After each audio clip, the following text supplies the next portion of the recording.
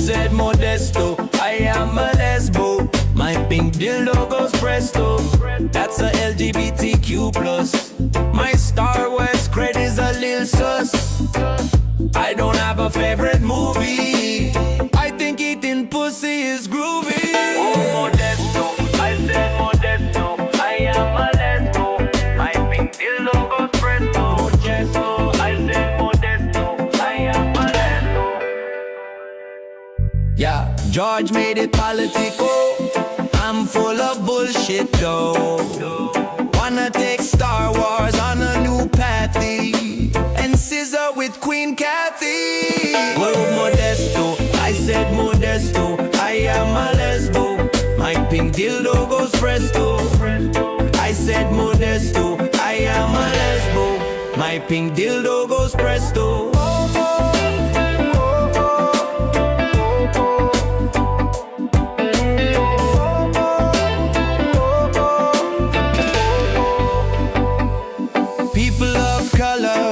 Just a number, get on my show. Your lightsabers glow. Gonna ruin Star Wars by writing shit and casting dumb whores. So Modesto, I said Modesto, I am a lesbo. My pink dildo goes presto.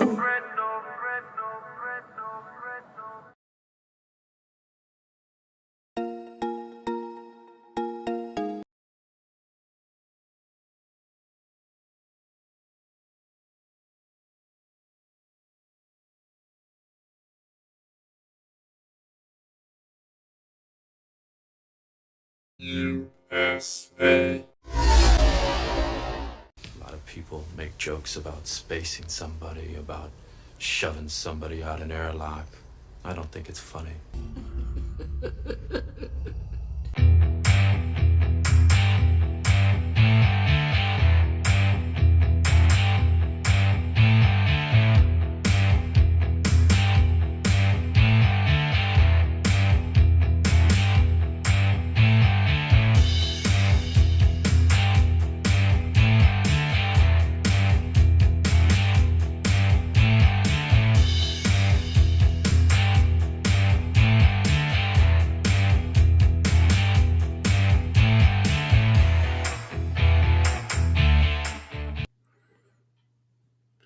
And I know the Lord of the Core. I storage in the origin. I know the record like a tech nerd. I've got the hot takes for the bot fakes, and most importantly, I am never a victim. Welcome once again to the premiere channel when it comes to the history of the franchise and the lore of Star Wars and many other franchises, properties, universes, and whatever else you want to call them. Throw in real world history, politics, current events. This is the place to be for truth. Thanks for being here, guys. We're going to have a great night. Got a lot of different topics to talk about. Got different segments. It's going to be fun. So let's see whom we have with us tonight. Showing up for a super member, King Chris in the house, saying howdy, spacers. Because guess what, guys? We say howdy here. Using the USA Crusader and space some custom emojis. If you want to be able to use those emojis, then join the channel at any level. Or if you want somebody else to be able to experience the joy of using those custom emojis, then gift memberships at any level and cast that see invisibility spell. My son's birthday is today, so party time. Thanks for watching the replay, and thanks for showing up, as always, King Chris. We got Jordan, the EU purist, in the house tonight. As always, Double A is here. Silver Ogre, longtime supporter in the house. JP Giles, 54, saying howdy, folks. We got Steezo, for life, super member in the house. Tehelim 29 showing up. And this is all on the YouTube side, and I'll tell you why in a minute. Mike C is with us. Yeah, too many lightsabers and pew-pews. Too many aliens if you're Tony Gilroy. He only likes the real world aliens, right? The allegorical aliens. He doesn't like the ones from outer space. The nuisance bird is in the house saying, "Caca!" Gordon McDonald is here tonight. O3 Gorilla's here.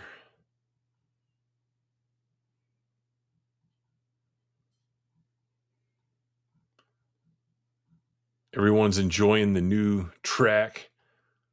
Threw it together. Instant hit as always. OG Star Wars, top tier member of the channel and longtime supporter and friend is in the house.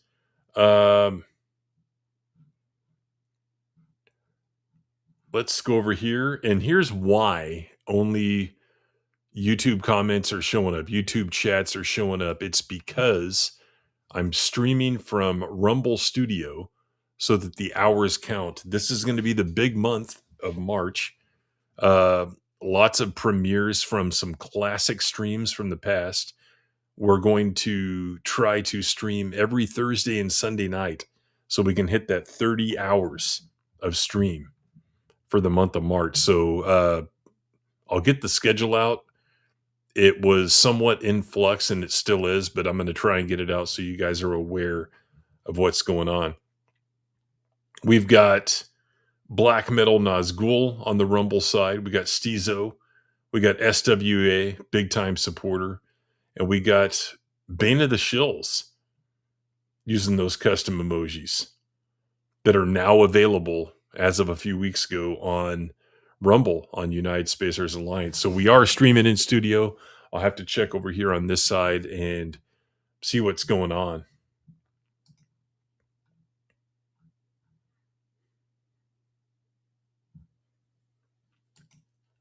Interesting that only the chat show up after I've gone live, but I'm in the actual stream link and I see some other ones here. Stizo says Tim is running late, probably technical difficulties. His PC is eating out of the pot. Very nice. And we have a gifted membership from SWA. Looks like Stizo got that. Thank you very much, SWA 223. You are the freaking man. As always, let's see what we got here.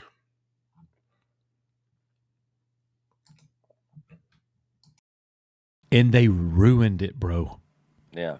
Yeah. But you don't show. And it's open season. On him. And you. Thank you very much, SWA223. Darth Melvin is in the chat. He gifted one. He did gift one. Where's Greg? Man, biggest Greg fan in the house is Black Metal Nazgul. Everyone's a big fan of Greg because they like hearing the truth and they like hearing it in a really angry and hilarious way. So, yeah, all these chats should now show up in studio now that I'm actually live. So we should be good there. But yeah, guys, thanks for being here. Share the stream out there on all platforms. Got a lot to talk about. Lots of fun stuff to talk about here. Let me go back to the YouTube side really quick. This is going to be a pain in the ass. And there's no way to feed this in to the streaming software because it's a custom RMTP. It's not like I usually do where I'm using the Rumble connection between the streaming software and Rumble, the API. We're not using that. So you gotta do it from studio and get the stream link key and all that stuff. Maybe they'll get there at some point. So something I wanted to talk about right out of the gate here is yet another example of why hashtag the spacing was right. You always hear like, oh, Doomcock was right. And you see idiots out there unironically saying that. I swear someone said that, and I think we covered it on the stream a few months ago whenever Kathleen Kennedy left. Someone literally replied like hashtag Doomcock was right. Yeah, since what, 2017, 2018? I mean, come on, dude. No, the spacing was right. And here's another example how. Let's pull this up here.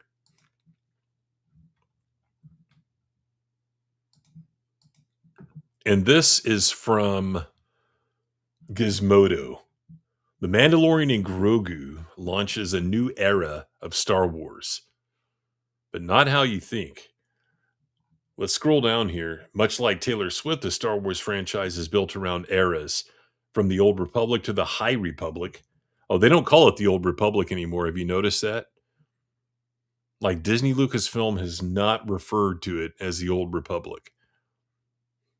They just haven't, despite it being in dialogue in real Star Wars. In the films, the highest level of G canon, they have like shunned the use of the term Old Republic. Fall of the Jedi and Reign of the Empire, the series has constantly been defined by its timeline. So when one of the presidents of Lucasfilm says that a new movie, The Mandalorian and Grogu, is set in a completely different era of Star Wars now, you have to break that down. So, number one, Kathleen Kennedy used similar language. I threw that in one of my recent live streams or videos. I can't remember when it was, but it was recent. And it was after what I'm going to get to here to show that we were right almost 4 years ago when we caught on to what they were doing. The quote comes from the new issue of Empire. And I had a subscription to that online once because you could get all this bullshit out of the magazine and it was behind a paywall. We got to a lot of the stuff that Filoni and whoever were saying, Kathleen Kennedy, a few weeks before everyone else did, because, places like the Direct and wherever else, they would have a subscription, then they would report on these quotes, and that's the only place you could get them from, but a lot of times they were out of context. So a couple of years ago, I had a subscription to Empire Online. So here's what he says. Here's what Filoni said.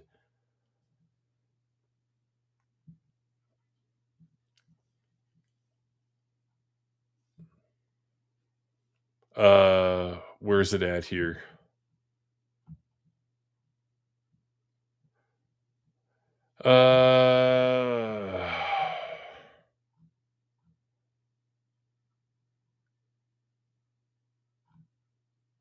Do they even have what he said here? Shit. Let's go to the full quote. Here it is. I had dreams of episode 7 since I came out of Return of the Jedi.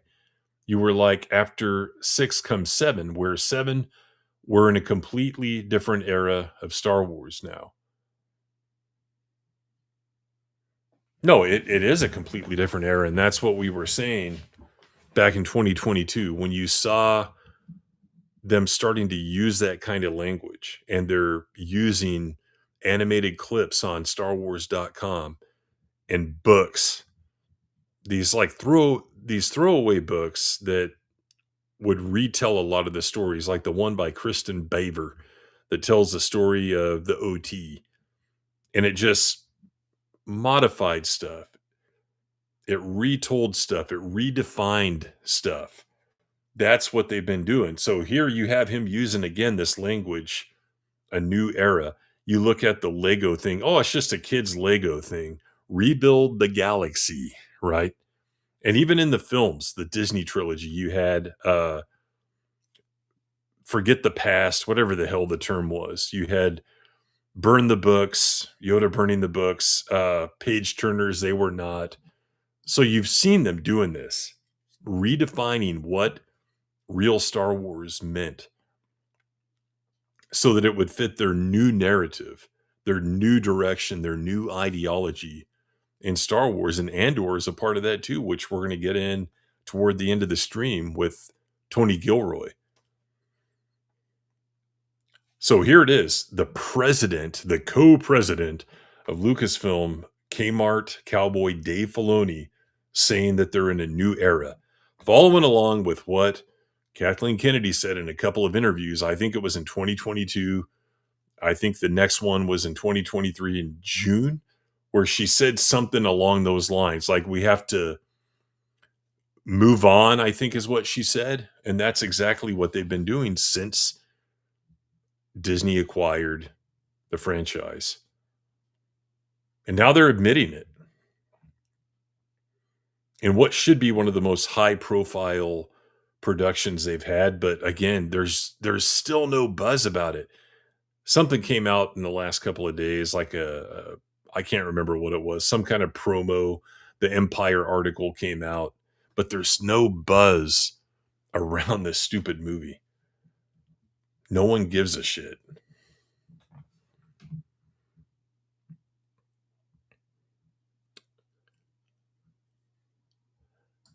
Didn't notice this when I got out. I got it because I was too excited just to get the book. Wedge's Gamble, $4.50. Stackpole's autograph. Dude,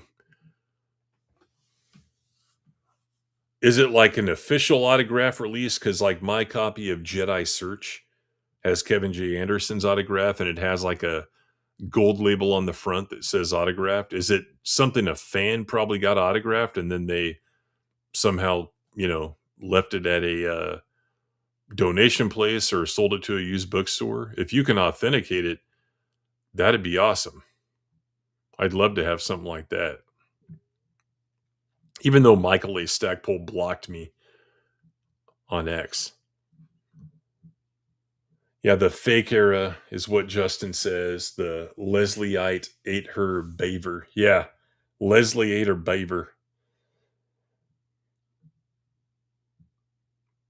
Melissa Lord's in the house on the Rumble side. Azrael's here.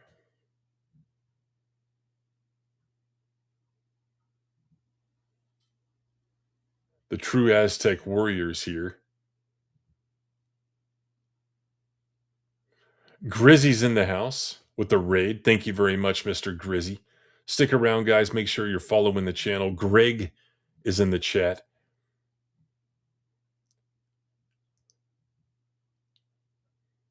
With the zinger as always. But yeah, guys, make sure you hit that follow button, hit the like button, share the stream out there. So once again, the spacing was right. Here's an example of how we were not right and how people are a bunch of just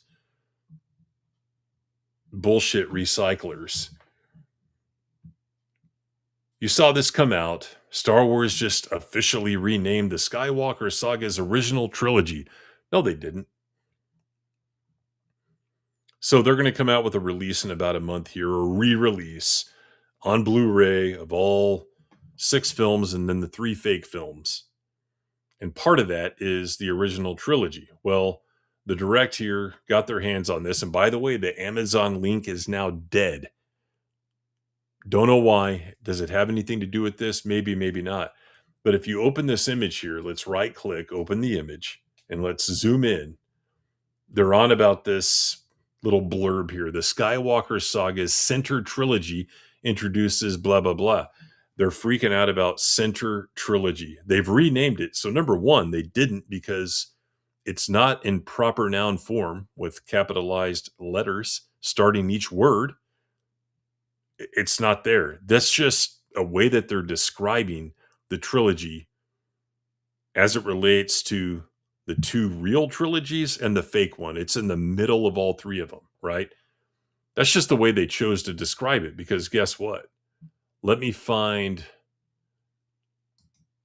Here it is right here. This is the link. If you click on it again, it's a dead link now. They took it down. But look at this. Here's the name of the website and the product if we had been able to archive it before they took it down. Amazon.com, Star Wars, the original trilogy. It's there. It's just the back of the box. They described it as the Center Trilogy. Because if you're an idiot and you consider the Disney trilogy a real Star Wars trilogy, the OT sits in between the prequel trilogy and the Disney trilogy, right? They're just describing it here. It's a lowercase c, a lowercase t. So no, the Direct, they didn't officially rename it. They're doing other stuff to redefine it, to change what it means, to say that Leia was the real leader. No, the big 3, they were all leaders. Luke was a Jedi. Leia was the politician and diplomat, and Han was the adventuring badass that did what had to be done. And then throw in the other people too, the droids, Chewbacca, Lando. So this is the kind of clickbait bullshit, and then people jump on it. So what I did was I took a different spin on it. I can't remember which account it was on X that posted this news. I quoted it and I said, there is no Skywalker saga. Because that right there is a proper noun. Skywalker saga, we've seen them do it. But there is a Skywalker saga, right? Not the Skywalker saga, a Skywalker saga. Saga with a lowercase s. Because whoever's reporting on that, they had it as if the Skywalker saga is the real name of Star Wars, and it's not. It's the Star Wars saga. These people are full of crap. We got 2 trilogies to make the complete saga. Then Disney made the fake non-canon Discworlds. Yeah, exactly. Double A says, we all know what's the actual truth. Yeah. Too bad George's Lucasfilm didn't re-release the entire saga in 3D. Yeah, I went to see The Phantom Menace when it came out. What was that, early 2012, I want to say? What, about 8 months before the acquisition was announced? Yeah, he blocked me because he made some dog shit political post. And I thought I was pretty fair, and I was pretty rational and respectful in the way I replied to him, saying Mr. Stackpole this and that, and then I'm blocked. So that's why you don't want the EU to continue, because now a lot of these authors, and let's be honest, most of them probably left leaning, they would be emboldened to write the crap that they're inclined to write without any kind of controls. Because look who's writing for Disney Lucasfilm: the Justina Irelands, the Claudia, what's her last name, Grays, what's the one's name that always has weird stuff like the Queen has a period, you know. That's who's writing for them now, because they're emboldened to inject their dog shit ideology into the story. So the Stackpoles, the Dennings, they're all TDSers, and they would start doing that kind of crap, just like Tony Gilroy does. But back in the day, that's not what it was about. The Kmart Cowboy. Christina Ariel's another one. Exactly. Yep. Man, I was making videos on her shit almost, 5 years ago. It's been a long time. The racist. All right. So that's what's kind of going on with why we were right, we are right, and why we're not right. And this shit has nothing to do with it. They're not renaming it or anything like that. The link on Amazon says original trilogy.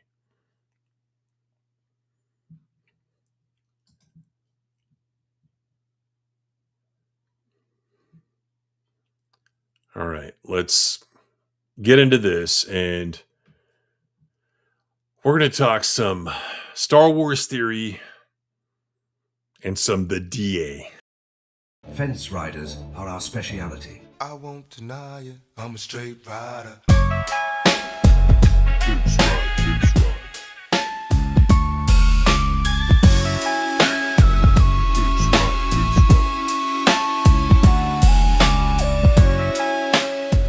Fence ride, fence ride.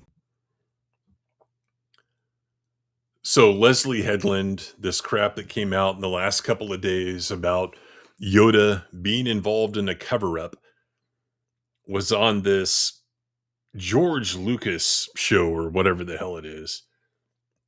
You got these 3 weirdos on the show. This guy dressed up as Watto, even though he has like it almost looks like a baby Dumbo nose, right? But it's supposed to be Watto. He's got like this blue skin tight suit on. He's got the Watto helmet on from episode 2. And then he's got that trunk with a rubber band on his face. So obviously this is where I got the Modesto clip for the new song that you saw at the beginning of the stream. But that's the context behind what she said. So we got some Outsiders reacting to this, right? You have this tough guy up first.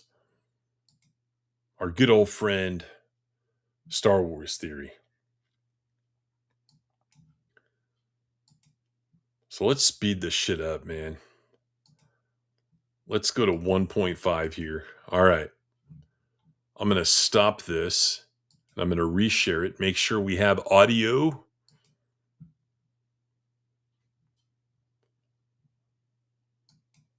Yes, we do. All right. The tab is being shared. Let me check the Rumble side really quick.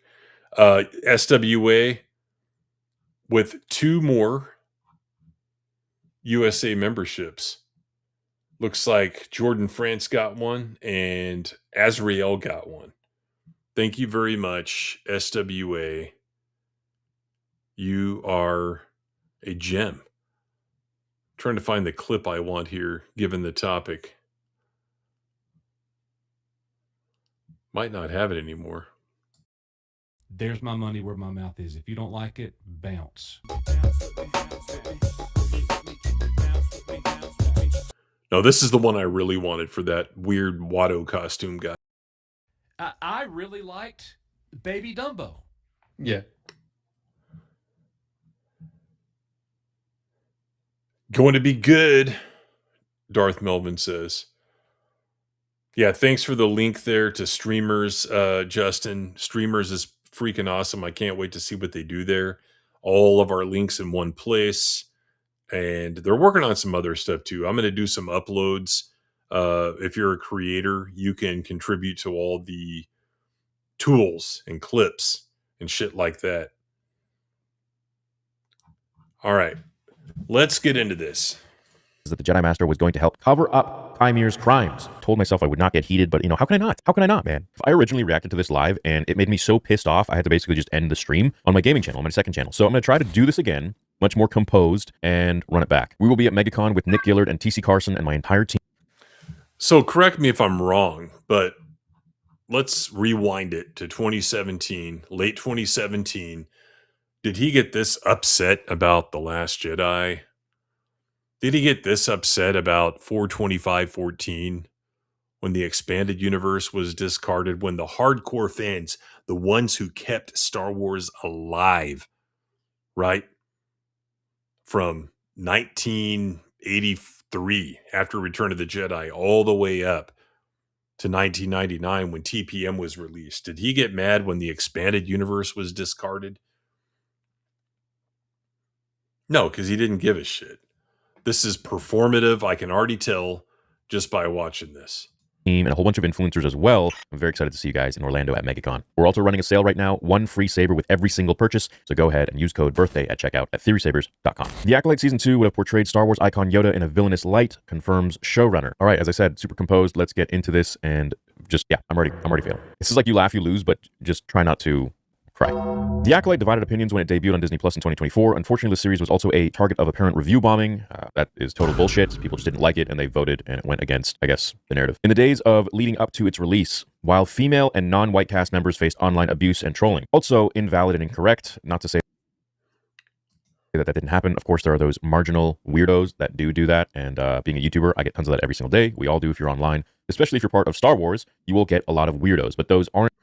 Oh, so he's one of those people that subscribe to this notion that Star Wars fandom or fake Star Wars fandom is a very special kind of fandom where it has more violence and more anger than any other one. It's like, dude, have you ever seen the soccer fandom, right? Have you ever seen the pro wrestling fandom? Like, Star Wars fandom is nothing compared to some of that stuff. Star Trek fandom is worse. I mean, the Star Trek franchise is worse off than Star Wars. Has been for years. You get dogpiling. You get people that'll kick you out of a group on Facebook because you have a slightly different opinion than they do on the latest new Trek show, whether it's Academy or Picard Season 3. The majority of actual Star Wars fans, like me or you watching most likely, who just wants a good Star Wars show. And the second point to debunk this is that no one in this show was safe. All of the characters were really poorly written, and so as such, they were really picked apart online. So I don't like the narrative that this article is pushing, and the writer clearly isn't a fan of actual journalism. They're just trying to spin a narrative that anyone who didn't like the show was part of review bombing and then also being sexist and racist. It's the same old trope. If you didn't like it, then you're an istinophobe. It's pretty funny how he's talking about review bombing, and I'm not saying that article isn't full of shit, but it's kind of like a reverse review bomb when one of his videos, his lore videos, gets something wrong, right? When he straight up told people, and then 5-6 years later, he reposts it, reinforcing the fact that Vader killed Watto because he doesn't understand the English language. Precludes the possibility. Remember that? But he has this huge fandom, right? 4 million subs on YouTube. And he has these simps, these sycophants that will support him no matter what. So hitting like on his videos when you don't even know what the hell you're talking about or he's talking about, that's the same thing as review bombing. It's like positive review bombing when you hit like on a Star Wars theory video.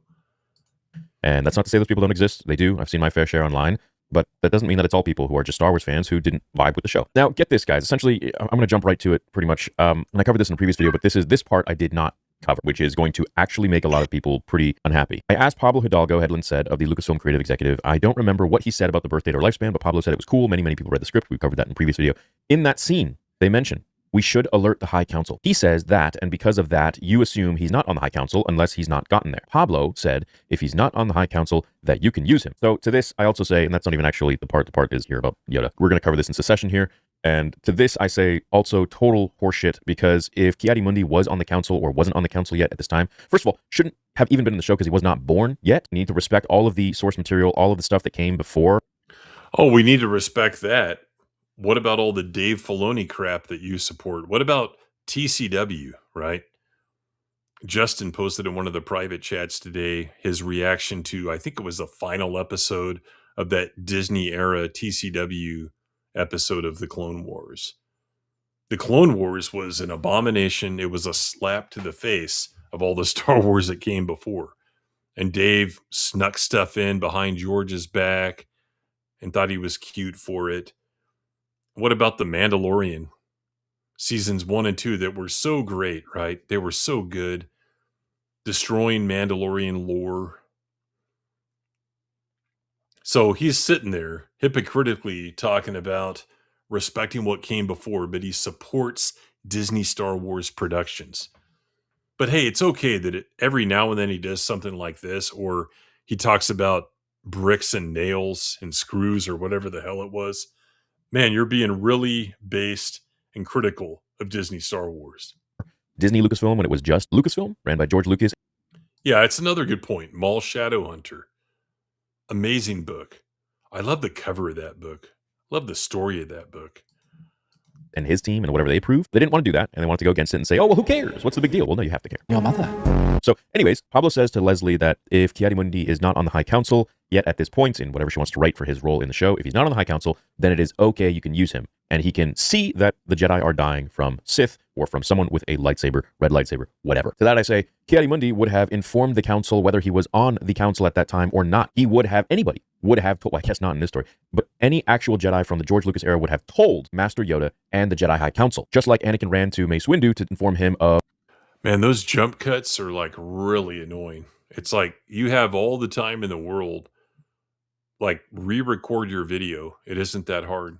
Of Palpatine being a Sith Lord. A Sith Lord? Running to a higher council member. So that's debunked right there. She also said that Mother Coral is still alive and strongly hinted that Osha and May's mysterious origin would have eventually linked to Anakin Skywalker's own mysterious birth. We can safely assume that when Plagueis was studying the twin girls is what led him to passing that knowledge on to Palpatine, who is believed to have used the Force to create Anakin. So all of this is just a whole bunch of interjection of her own story, half-baked story, not even half-baked, just horrible story that she wants to now shoehorn in place of George Lucas. And It's interesting that he doesn't correct that part, because Palpatine did not use the Force to create Anakin, right? Anyone who's read James Luceno's Darth Plagueis knows how Anakin was created. But he's never read the book. I don't give a shit what he says. say, well, no, look, I came first. My characters came first, and they actually tipped off Plagueis to then tell Palpatine to go create Anakin. And this also tells you just how full of it they are. The fact that they think Palpatine created Anakin, which was simply just a rumor on the internet, that never actually happened. If they actually read the Darth Plagueis novel, which is probably Well, maybe I stand corrected here. the best Star Wars novel to date, they would know that neither Plagueis And just so you guys know, when I CTS these videos, I am doing it live. I haven't pre-watched it and come up with snarky comments to make. I do it in real time. nor Palpatine created Anakin. It was their manipulation of the dark side of the Force to create the perfect entity, which then the Force answered back to them by creating Anakin Skywalker to essentially destroy them. And that's what Anakin did. He destroyed the Jedi and he destroyed the Sith. Balance. Now, here is the part of the video that will piss you off, just like it pissed me off when I was live streaming on the gaming channel. I'm trying hard to compose myself for this, but here we go. In the Acolyte's finale, Vernestra Rwo's villainous nature, and I say villainous because she was Man, I'm getting really scared here. hiding stuff, hiding the fact that Jedi were dying, which she wouldn't even need to because Yoda would have felt it, is revealed shortly before she visits Yoda. As Season 2 happened, Headland says that the Jedi Master was going to help cover up Kymir's crimes, which were ultimately blamed on Sol. For sure, yeah, she said, of these potentially controversial plans for Yoda. Not potentially, it is definitely controversial. Don't come at me in the comments, because he does it in the Clone Wars, so I don't want to hear about it. What I think she's referring to is in Season 6, when Yoda has the two visions of a Sith, of Darth Sidious, with the cloak, with a lot of power, and then also the vision of Darth Bane. And he fights his own dark side self, he fights Bane, and all that, and he goes into Moorband, and that's it. And he doesn't tell anyone. Basically, the vision was from the priestesses telling him that the Sith are rising, the Sith are coming into power, and kind of, we all knew this shit, considering what happened to Qui-Gon Jinn, Darth Maul was around. This was already into the Clone Wars. This was not a factual thing of the Sith have not been around for a millennia, and now the Sith have been killing Jedi. Factual. Not a vision, a premonition of Yoda. They've been around a lot longer than a millennia. E. Clay Thomason's in the house. What's going on, Clay? Maybe he got Ghost Rider to write a abridged version of the Darth Plagueis. Yeah, it's always possible. Blue-Eyed Scorpio, I think his beef is going to be with Leslie Headland here because it's performative. And she's an easy target, right? Seeing a Sith in power, seeing a cloaked Sith in power, and then dealing with Darth Bane in a vision. It is not the same thing at all, unless she's talking about a completely different scene, which I'm not recollecting at this time, and if I am, then that is my mistake, and you guys need to correct me on that in the comments, and then we can talk about that scene. But and again, he's referencing the Clone Wars, which did not follow what came before. TCW is Republic propaganda. Ahsoka's existence just demolishes the possibility that TCW is part of G canon. It's part of any canon. Revenge of the Sith novelization has lines in it that dispel the notion that Ahsoka is a real Star Wars character. It's Republic propaganda. That's why those episodes start the way they do, with the narrator. Jedi Knight Anakin Skywalker is on a mission to wherever the hell. That's what that stuff is, guys. And what's more romantic, and I don't mean romantic like love, but I mean like in an adventurous way, than having two young Jedi, a team going out there and kicking ass. It's a good recruitment thing, right? For the Republic, because they had more than clones. The judicial forces were all transferred to the Grand Army of the Republic. That's where people like Tarkin and Piet, who's in the first chapter of Revenge of the Sith. Not Piet, but Nita, Captain Nita is in that one. He's got lines. He's basically negotiating with Darth Grievous. That's where those guys came from. So TCW was Republic propaganda. But he's using it here. And then he wants to talk about earlier in this video about how they're not honoring what came before by making Yoda do what he says he's doing. to my knowledge, the only thing that Yoda isn't really talking about is that in season 6, with that vision from the priestesses. So to me, the fact that she was going to, in season 2, have Yoda cover up the death of the Jedi, like I made a joke about that in the previous video, but this was actually her thought process. This is actually what she was going to do for Master Yoda, was to have Ki-Adi-Mundi, of course, be complicit. I love how he like refers to him as Master Yoda, you know, like it's some like sign of respect for a fictional character. It's like somebody who's a coach or a chef. Like, hey, you can't call him Bob. That's Chef Johnson, or it's Coach Smith. It's not Jim. It's Coach Smith. You better respect him and call him Coach. You can't say Yoda. It's Master Yoda to you. In this, and then Yoda was going to keep it from all of the Jedi, not warn them, not let them know. And so this then, when episode 1 comes around and Ki-Adi-Mundi says the Sith have been extinct for a millennia, him and Yoda are the only ones in on it. I don't feel like I really need to go into further detail on how absolutely ridiculous this is and how unbelievably, what's the word, horrible this would have been. I'm not afraid. You will be. And I mean, you know, I'm really happy that she didn't get a season 2, not because I have anything against her or anything. No, actually, you know what? I do. She tried to ruin so many important characters. I don't have anything to answer, but I do. I don't, but I do. I don't, but I do. I don't, but I do. And not only trying to shoehorn her garbage ass Osha and May being created by the thread of a Force crap into, now that came before Anakin, and now the council are going to be aware of that because of her, but she then wanted to actually make Yoda hide and cover up the death of Jedi from a Sith that returned. You realize that if that had been the case, and Yoda knew, then when Qui-Gon Jinn comes to the council and tells them that a Sith Lord has appeared, he would be the first to believe him. He'd be like, oh shit, they're back. Like, what do you mean? Oh, well, there was this instance. It is such a mockery, and this is the major problem that Lucasfilm has today, is that they're not honoring George's story, and maybe that's through negligence, maybe they think they're being creative or whatever it might be, but they're literally just... Yeah, neither did TCW. It didn't honor George's story either. Neither did Mando seasons 1 and 2. They didn't honor George's story. And here's the thing. Do you really hate Leslie that much? Star Wars Theory? Like, did you write a reggae diss rap about her? I mean, come on, dude. destroying I've heard enough of this crap. Let's move on to the second person who's taking issue with this. And it's our good friend, the guy who likes to hop in a plane and catch a flight overseas to Japan. We got Derek Anderson, the DA. Like Justin calls it, the TCW cannon bomb. When I showed it to George, I didn't put it in there. Yeah, exactly.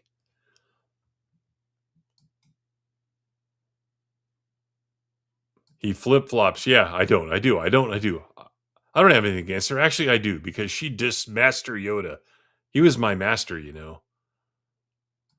Yeah, we got to bring that clip back, like an abbreviated version of Leave Theory Alone.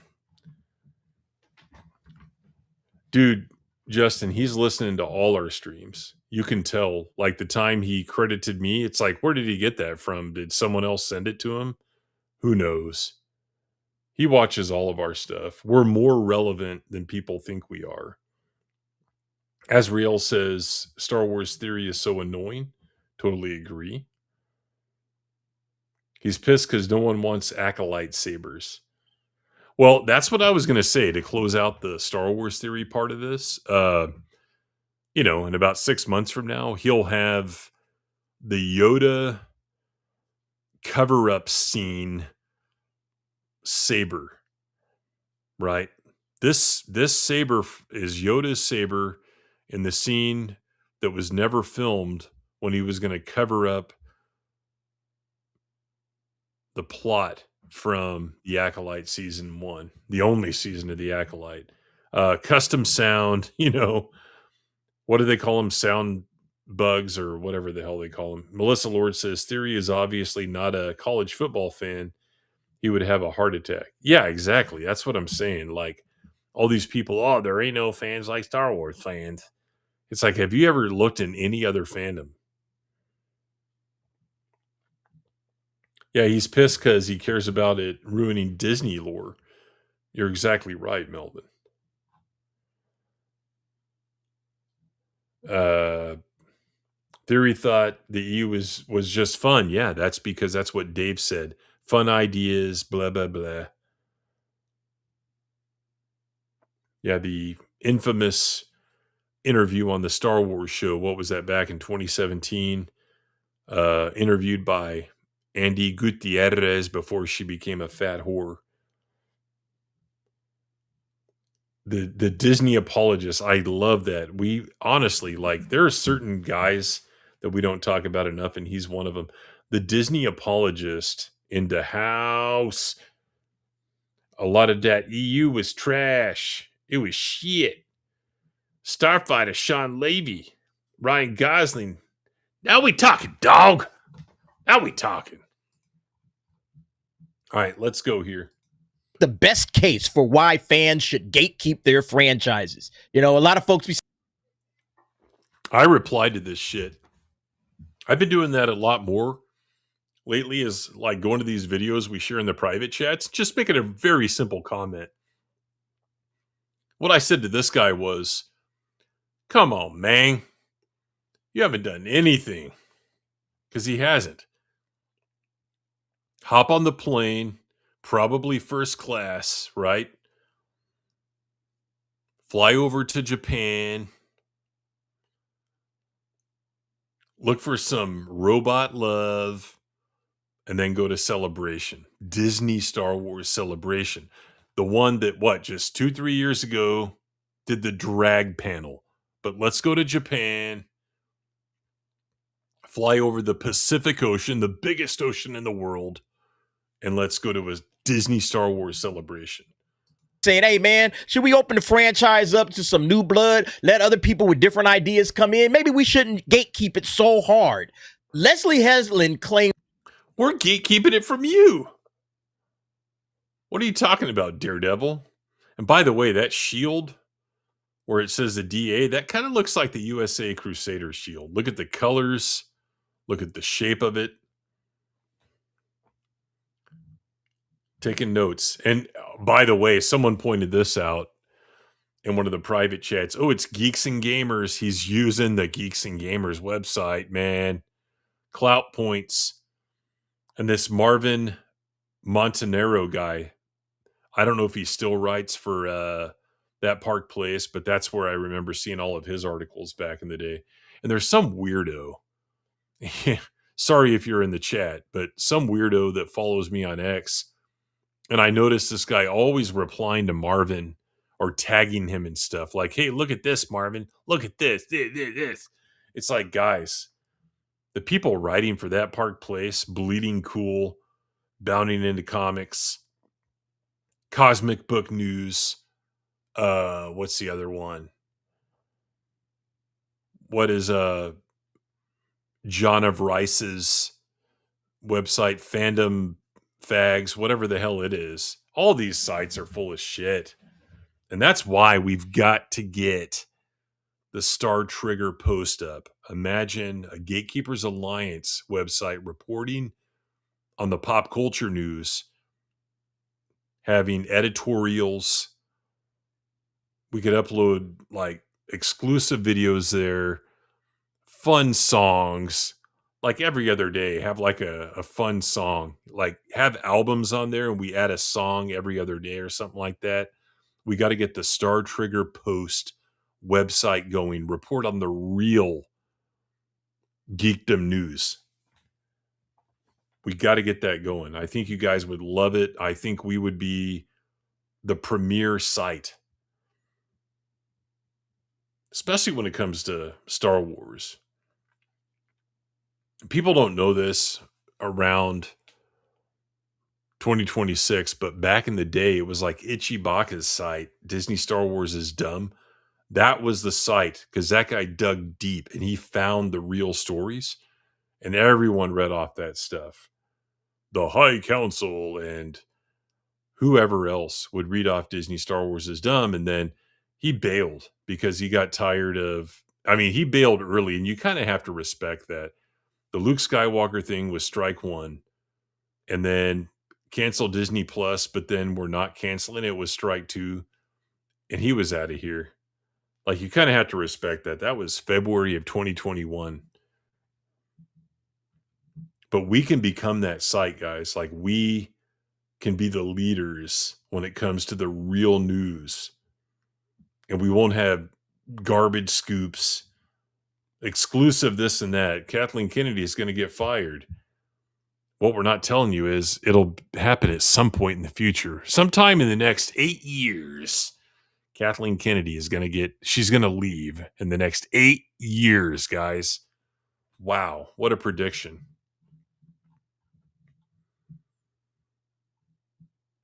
All right, let's keep going here. Yoda helped cover up murder. Was it murder, guys? I didn't watch The Acolyte. I saw some of the big plot points and we criticized them, but I don't know what happened in this fucking plot. If I ever did know, I would have forgotten anyway. Was it really murder or did someone just get killed? Which was it? In The Acolyte. Yeah, gatekeep your franchises like your franchise. We're doing it as we speak, Derek. We're CTSing one of your videos. That's gatekeeping in and of itself.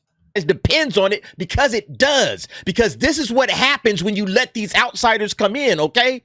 When you let idiots like Leslie Headland, that I love all the Star Wars, when you let her into the...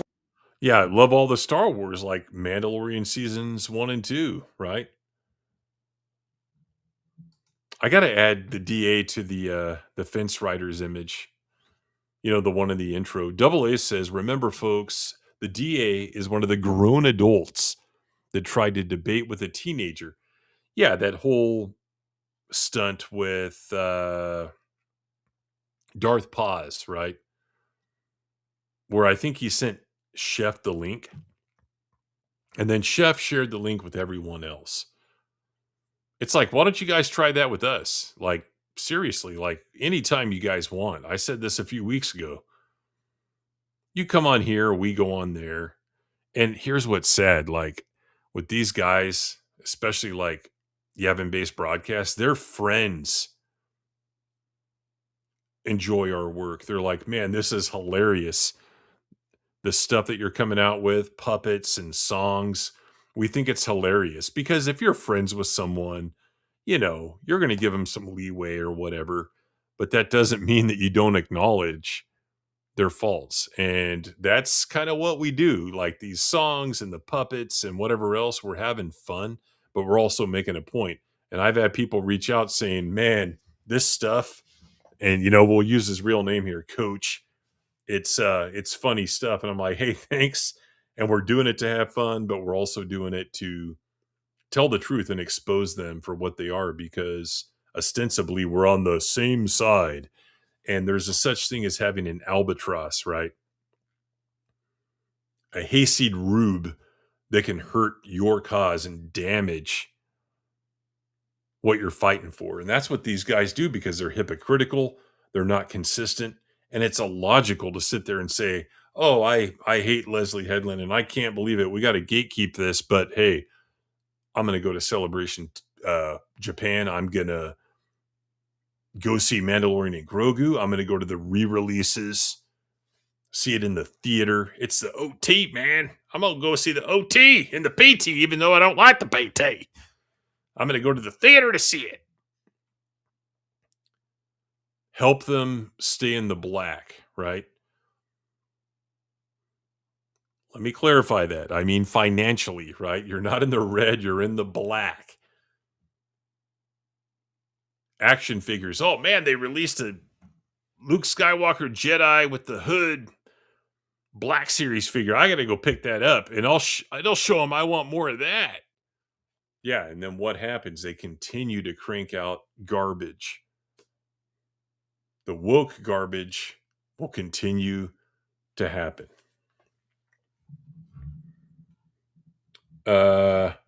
He killed a group of Jedi. Okay, so Melvin's up on the Acolyte lore here. Coincidence, he keeps talking about gatekeeping. Yeah, and honestly, I haven't watched past probably this is the longest I've watched this video, because whenever I watched it, when I commented on it, he said that G word a few times. And I'm like, no, I'm just going to make a comment here because he ain't done nothing. Imagine eating it out of the pot instead of watching Gatekeepers. Yeah. And we've gone over that. And that's a topic for later, though. Don't Kill the Albatross, Revenge of the Paws, whenever he's ungrounded. He's going full anal. Wow. All right. Franchise, this is what happens. They got classic characters like Yoda that she didn't write. She didn't create the character. That was George Lucas's creation. Oh, yeah, nah. He gonna help cover up murder in my show. And then we're gonna put that before everything else, right? Remember, the reason that I said they wanted to put the Acolyte as a prequel series, because I said, hey, you could have set that like 2,000 years after like all the events of Return of the Jedi and just started a new era or whatever. But no, they wanted to put it at the beginning, all right? They wanted that to come before the prequels and the original trilogy and everything, because they wanted to inform the franchise, all right? Reshape all of these classic figures like Yoda. They wanted to reshape them and design them, and then going forward, it's like, well, shit. Wow, reshape. That's a word I've used a lot. You know, Yoda covered up murder. Hey, bro, come on now, dog. Come on, man. Like, how much of a good guy is he really if he's covering up murder, right? And remember that this was their agenda the entire time, all right? We saw this article back before the series even dropped on Bounded in the Comics. The Acolyte showrunner Leslie Headland says, man, he's going to hit them all. He's got Geeks and Gamers. He's got Bounded into Comics. Who's next? Upcoming Star Wars series will ask whether the bad guys are actually the underdog. Oh, yeah, the bad guys, they the underdog. You got to root for the bad guys, all right? You got to root for the bad guys, not the good guys, not the Jedi, all right? The bad guys are actually the underdog because she sees herself as an underdog because she's a... Hey, Derek, you have a potential more than I do because I tell the truth and I don't spin bullshit. You have a potential to build a pretty good audience. And plus, like a lot of the white fandom, they are looking for like minority champions, right? You have a potential for a big following. So here's my advice to you. Get like a pop filter. They're not expensive. I got one sitting right over there for when I record videos and stuff. But yeah, get you a pop filter, dog. Like you need one. Villain. All right? Because she's a villain. Oh, I'm just misunderstood. That's what it is. She sees herself as a villain. Look, now that I think about it, man, Yoda covering up murder. Yeah, Leslie Headland probably helped cover up some stuff from Big Bad Harv, huh? Big Bad Harvey Weinstein. She was probably covering up all kinds of shit. He's out of line, but he's right. So, yeah, this fits right in with her agenda. She sees herself as a good guy. You know, sometimes we got to cover up murder. You know, who knows what this chick has done in her life. But, yeah, man. So people are talking about this, and I don't know if it would have been covering up murder because I don't know the specifics of this shitty show, but you got to remember that Yoda, Obi-Wan, Mace Windu, all of them failed, right? The Jedi Order failed, and they talk about this in real Star Wars. And then you look at the OT. Obi-Wan and Yoda wanted Luke to kill Darth Vader. They didn't want him to redeem Darth Vader. And I made a post on this referencing the Star Wars archives. I don't know, it was about 6 months ago, and I had some people coming at me in the chat. But it's very clear that George was telling Paul Duncan, the author, in that particular exchange, that's what Yoda and Obi-Wan intended for Luke to do. But guess what? Luke, the new Jedi Order, right? The first of the new, as he said in Heir to the Empire, when Obi-Wan came to Luke in a dream because their connection had deteriorated to that point. He was the first of the new. Luke is the one who had the compassion, right? I'm going to redeem my father, the return of the Jedi, the one who brought balance to the Force by destroying Emperor Palpatine, Darth Sidious, and being redeemed. Thus, eliminating the Sith. So Yoda and Obi-Wan were wrong. They succeeded, but they were wrong. They succeeded by training Luke and enabling Luke to then enable the chosen one, his father. So they act like Yoda was the shining example of what it was to be a Jedi. But I think it's really relevant that Yoda, the 900-year-old Jedi Master, was proven wrong by, what was it at that point, a 22-year-old boy, right?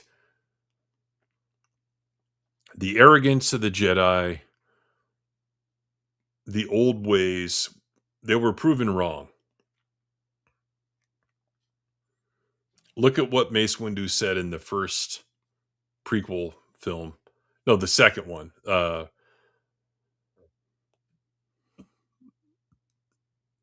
The Jedi are keepers of peace, not soldiers, right?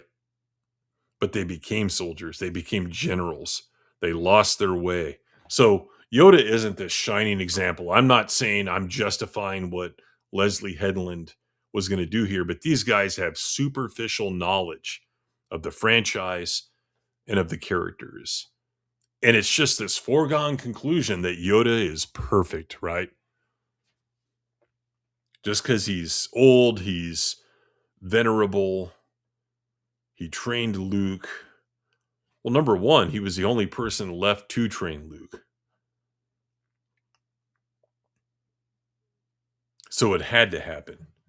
But these guys, they just assume that, hey, Yoda's the good guy. He would never do this. And I'm not saying he would have done that. I'm just saying there's more context. There's more reasoning behind why he wouldn't have done it versus just it's Yoda. He would never do that. And we remember this too. It's all right. The Acolyte episode 7, the Jedi are really the bad guys. And I remember going off on this thing, man. I was like, this whole thing started flashing back in my head. Because I remember when this episode dropped, and I was like, you got to be kidding me, man.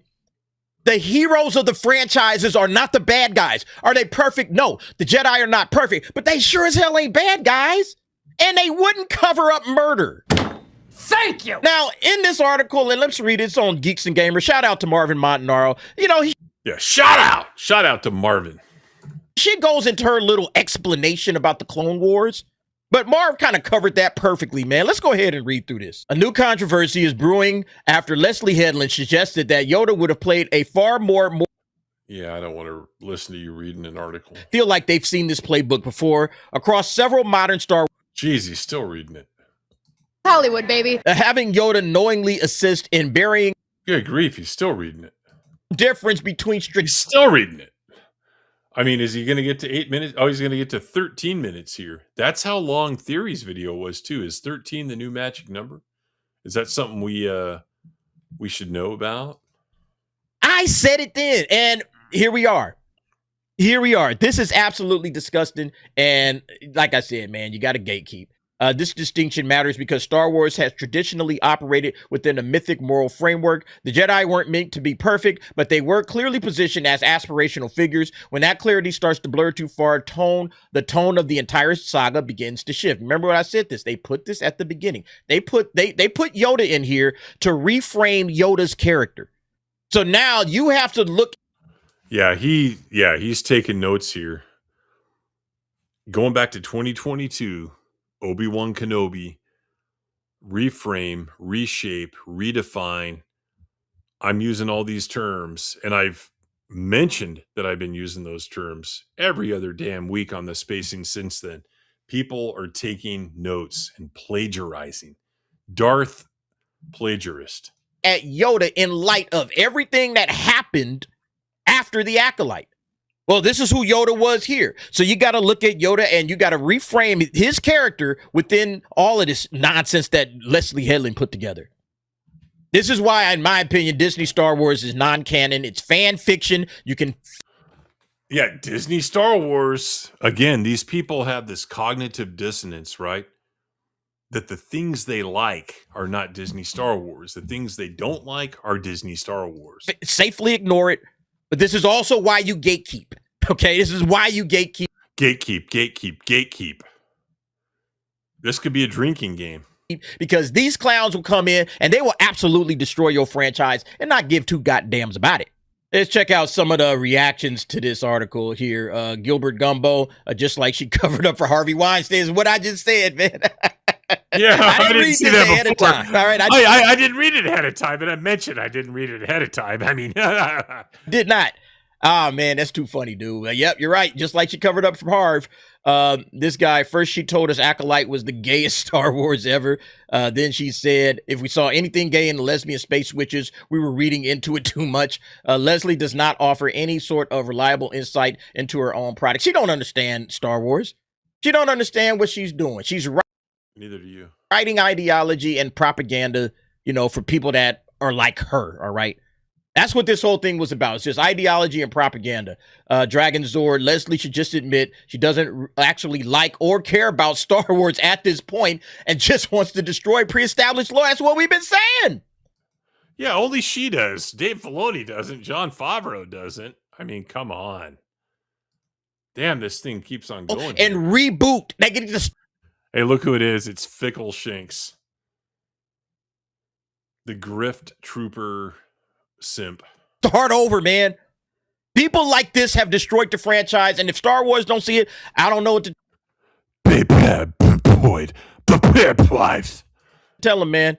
Bruh, man, even now, the only thing she cares about is destroying the heroes which built the franchise. That's all they ever care about. Absolutely ridiculous, man. This show never happened. Again, fans have decanonized it. It got one season. It was one and done. It was the worst rated thing they've ever put out. And, this didn't work out too well. Let's go ahead and just decanonize it. That's what you should do. Honestly, if I was, Dave Filoni's not going to do that shit. If Fickle Shank's life should be decanonized.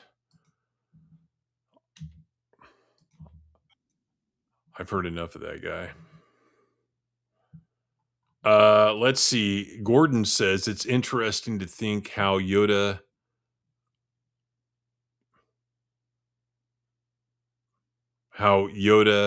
something.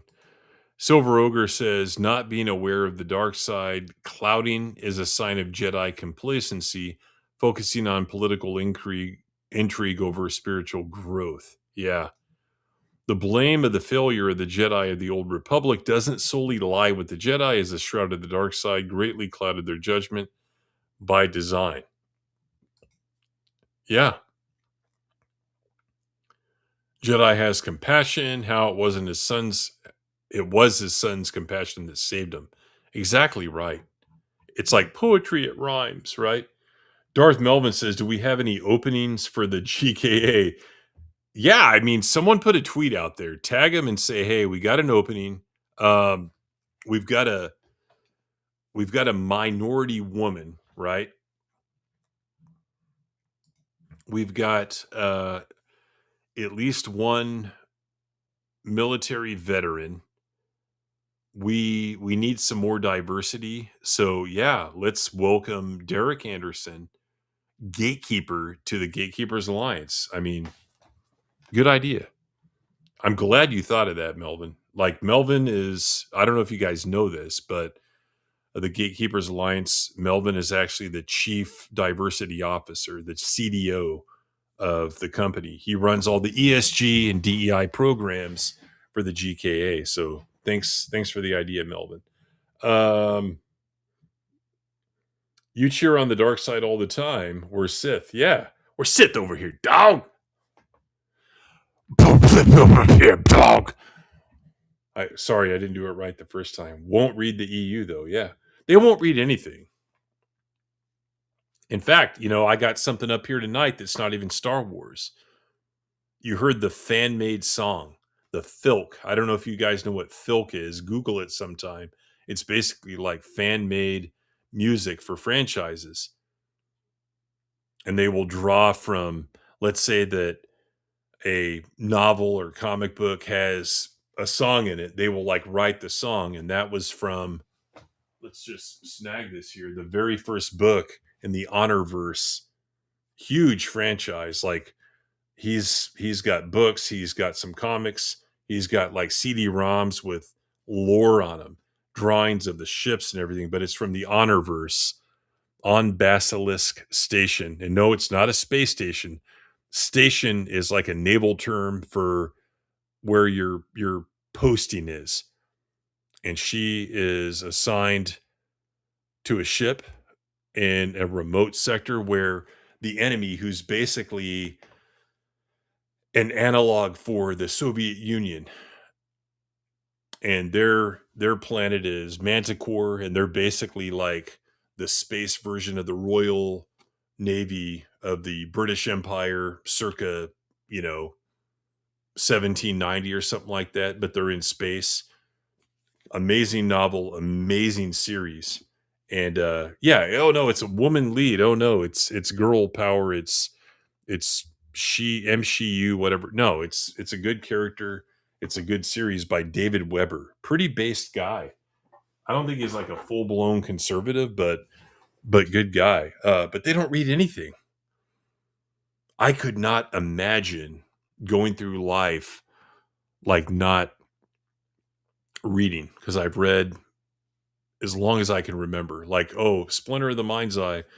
My mother bought whatever edition I have. It's the book that I've had since I was, 5 years old. It's probably the second or third printing.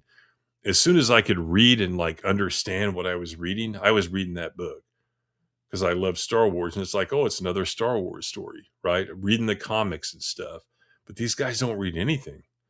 It's just like working out, right? People who don't work out, they're like, oh man, oh, imagine working out every day. Well, some of us, we can't imagine not working out. Like, you don't work out for whatever reason. You're busy, you're traveling, your flight's late. You can't just work out. It's like there's something missing, right? Same thing with reading. Like, I go to bed a lot of times reading. If I buy a physical copy of a book, I'll also buy the digital so that I can take my phone and I can like read until I go to sleep. That's just what I do. But these guys don't read anything. Yeah, Filk. Okay. Pretty funny story on that term, how it started off as a typo. All right. Over here on the Rumble side, we got $10 Rumble rant from Gabriel Knight. And he's just doing the custom emojis. So, he's not one of those people doing a $1.25 Rumble rant and writing 8 paragraphs. So we appreciate that. Gabriel Knight, super member. And we'll go ahead and talk about it now in the middle of the stream. But he and Stizo on different nights this month are going to join me to talk about some different stuff. I'm excited about both of them. In fact, I was watching the premiere from Tuesday night. If you haven't seen it, go back and watch it. For those who don't know, Rumble is now the exclusive spacing replay platform. There are 2 spacings that will stay on YouTube. They're the ones I've kind of been alluding to all night from around the time of Obi-Wan Kenobi, Disney Obi-Wan Kenobi series on Disney Plus, when we were on fire. That's when we made all the predictions about what Disney Lucasfilm was doing. They're going to be on Rumble or on YouTube on 2 streams. Everything else will wind up on Rumble. Some of them are out there during the synchronization before YouTube and Rumble turned it off. But it'll take a couple of years to repost all the old spacings. But I was watching it the other night, and Stizo had a BSG reference. He's always coming up with these BSG references, Battlestar Galactica. So we're going to have a stream on the original Battlestar Galactica, and maybe, we'll make a couple of comments about the reimagined series that night. And then I'm also excited about the one with Gabriel, because we're going to talk some futurology. We're going to talk some AI. Where are things going in the next couple of years, the next 5, 10, 15 years? I think we're going to see drastic changes. So, and then kind of compare it to science fiction and stuff too. Like what stories have been told? Is it Terminator? Is it Battlestar Galactica? Like, because AI in that as well. is it Tron, whatever else. So I'm really excited about those streams that are coming up in March. I got to get that schedule out there. But thank you very much, Gabriel Knight, for the $10, helping us keep the lights on. Because we have to. Down scope! Down scope! That was the wrong clip. Sorry, guys. What is it, some kind of local trouble? Let's just say we'd like to avoid any imperial entanglements. Well, that's the real trick, isn't it? And it's gonna cost you something extra. You gotta move your body, you gotta work your feet!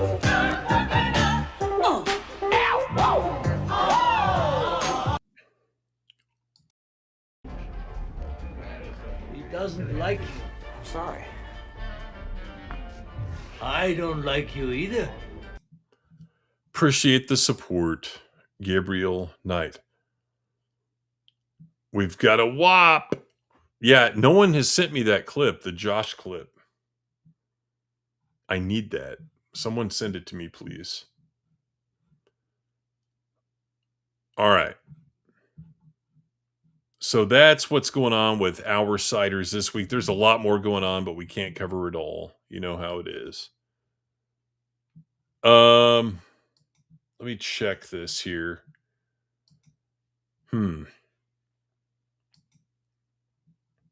Yeah. Let's go ahead and get into this. This is going to be fun. I foresee this being one of the best segments going forward. All right. Here we go. Just to avoid any more female advice, you gotta be able to get at it. So let's get moving.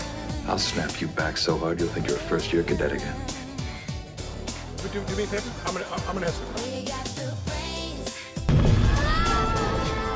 I'd appreciate it if you wore a standard uniform when you're on duty.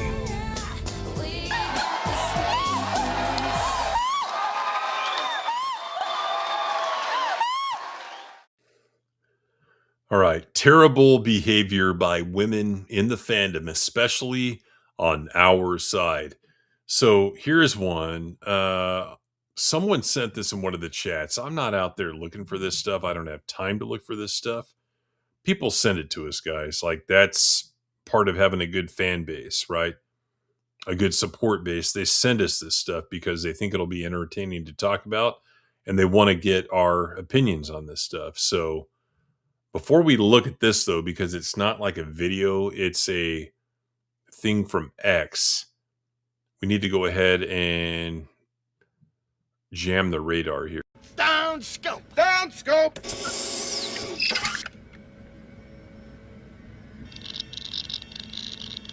Radar about to be jammed.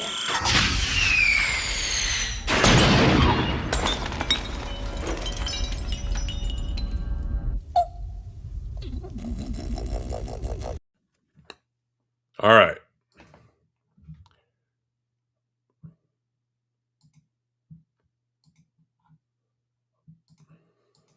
Here we go. So we have our old friend here, La Reina Creole. Who can reply? Verified accounts or accounts mentioned by La Reina Creole can reply. Interesting. So we know what happened. The guy with Tourette's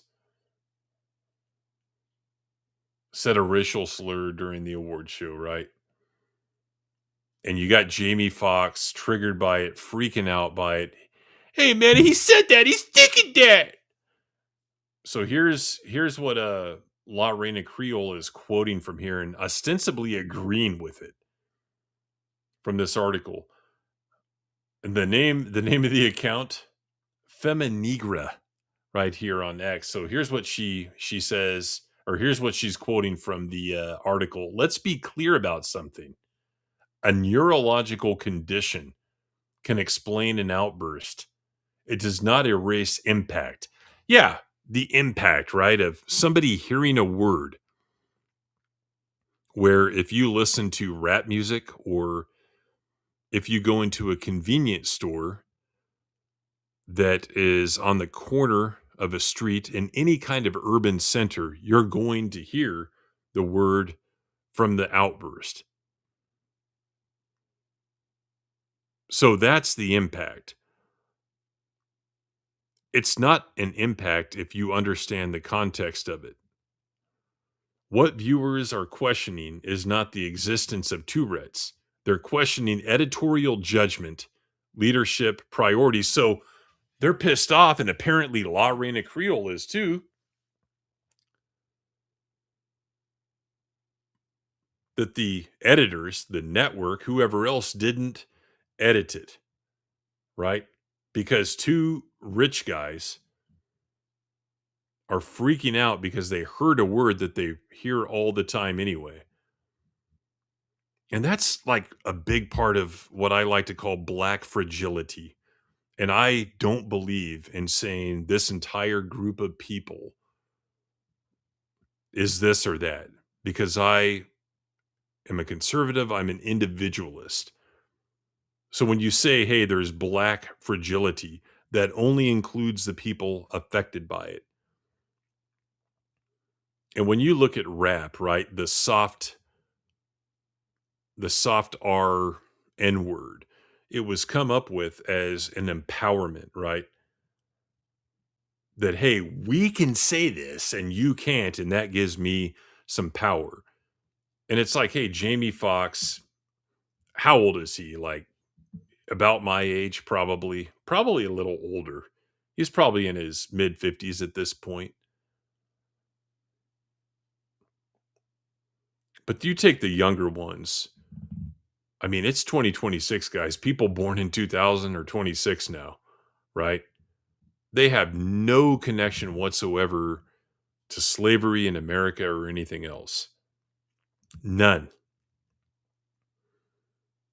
But I think the problem is in culture, people are raised under victimhood and under fragility. They're raised that way to have their mindset that way. And that's why someone like Jamie Foxx is freaking out about this. It's like, oh, some guy said something like, okay, whatever. It's like, how did that harm you in any way? If somebody's saying a word hurt you and someone that you don't approve of saying that word hurt you, then you're really soft. So it's interesting that La Reina Creole is quoting this and apparently agreeing with it. Just horrible behavior here. Mojo Jojo is in the house. Weaponized selective offense taking. Small time is here. Selective fragility. Does she have a Grogu doll? I don't know. That's a good question. No, I haven't watched award shows in 25 years, if not longer. I used to like watching the MTV Awards back in the day because they'd have like and I'm talking like early 90s. I'm not talking late 90s or even early 2000s. There's Stezo saying hell yeah about the BSG talk.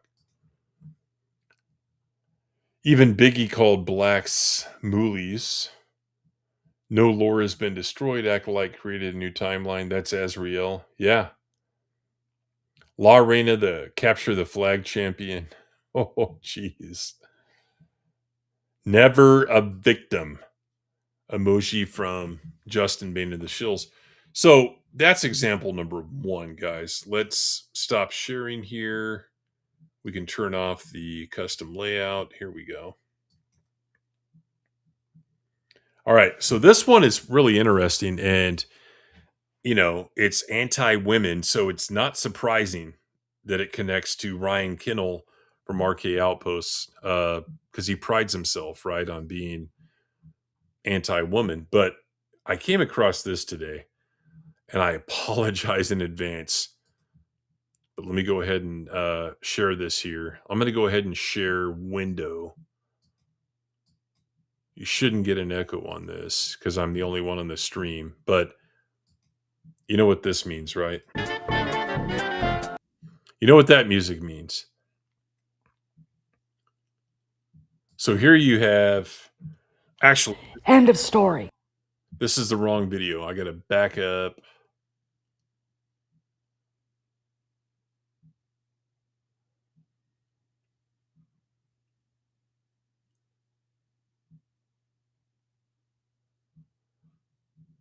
Hang on a minute.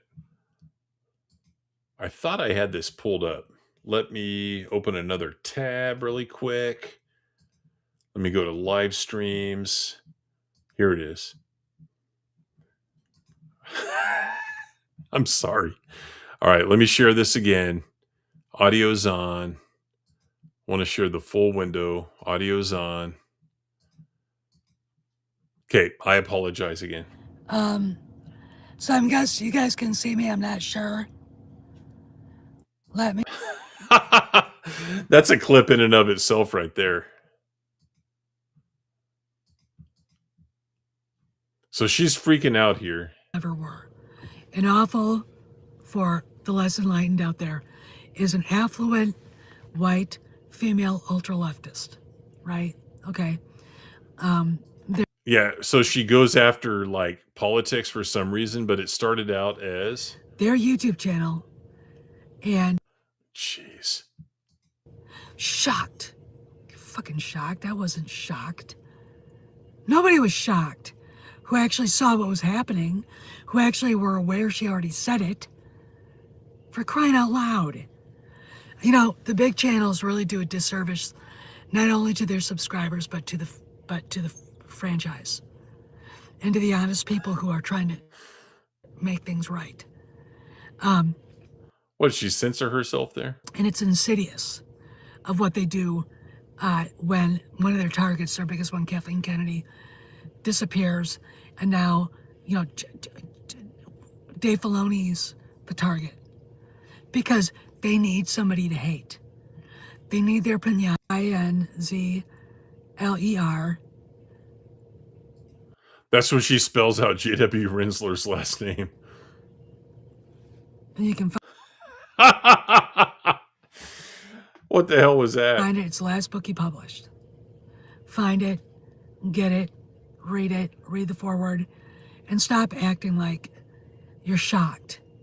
Shocked. Fucking shocked. So what she's talking about here is a story came out a couple of days ago. Marsha Lucas saying some more stuff, right? About not liking Disney or whatever. And apparently her husband's driving here or something. Imagine being her husband and listening to this crap as you drive along. Temperature is 110 degrees. Yeah. Doomcock's wife, that junk man. Yeah, gloomy cunt. Is that the monster from the original Trek? Is that a chia pet coat? Is that a furry coat to crack onto Dave Fraudloni? So she's calling people out because Marsha said something recently, and she's saying they should have already known it because she's talking about making a video 5 years ago. This goes on for 27 minutes from the car. I'm not going to find that part where she said that, but here's what I am going to show you. So, she made a video. She made a video on this back in 2021, right here, guys, September 21st, 2021.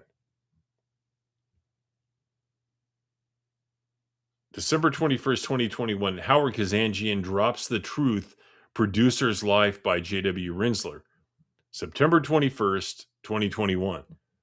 Melissa Lord says, I'm insidious because I hate Kathleen Kennedy because she ruined Star Wars. Black Metal Nazgul says, Steezo, what did Steezo say? Tim has more screens pulled up than the Pentagon.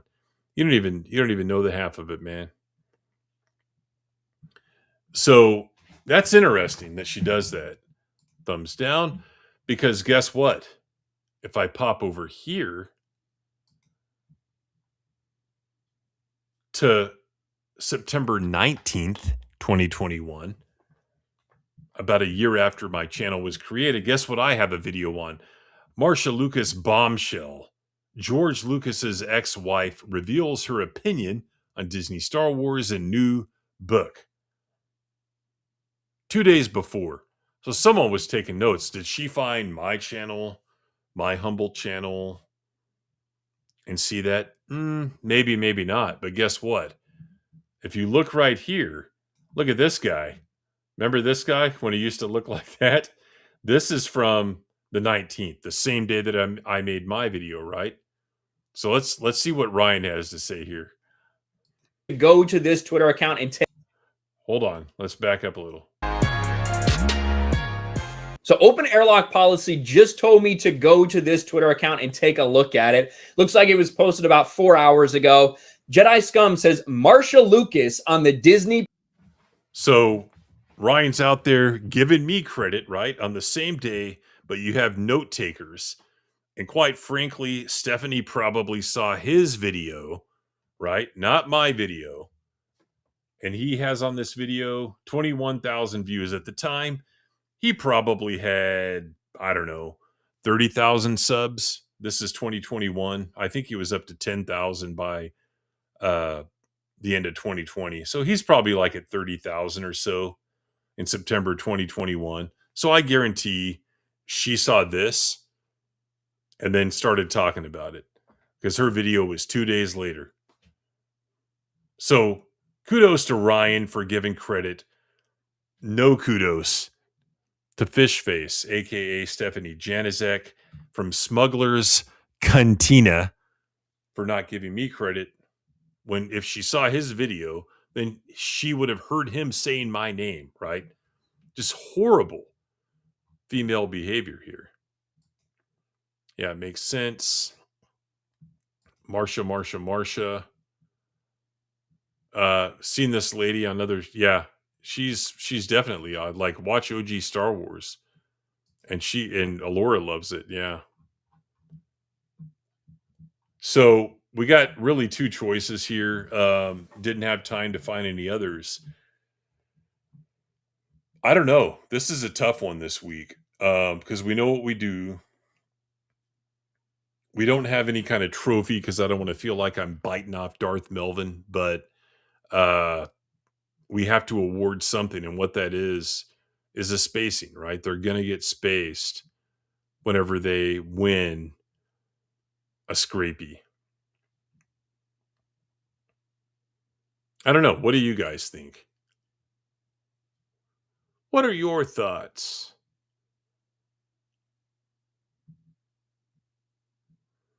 I think it's a tough one.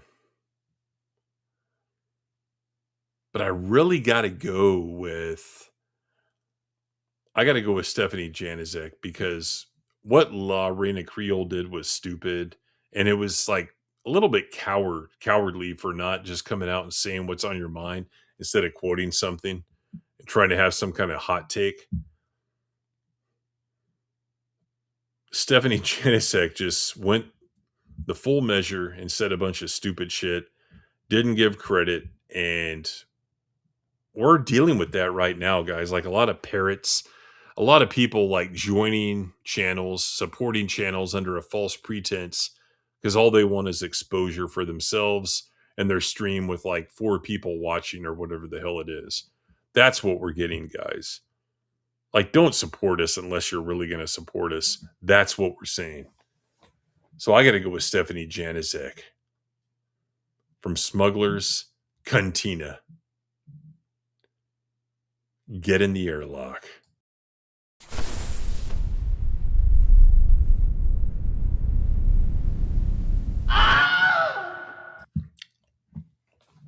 Justin says, space the Disney apologist. Okay. I don't have a problem doing that.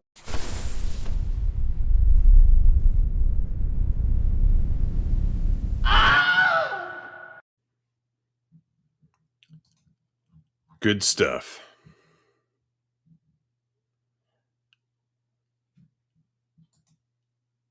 Oh, there's a lot of those. Still haven't found 100K views. Yeah, I know. Like, yeah, we haven't talked about that. Where is that? That guy's a liar, man. A liar and a fraud.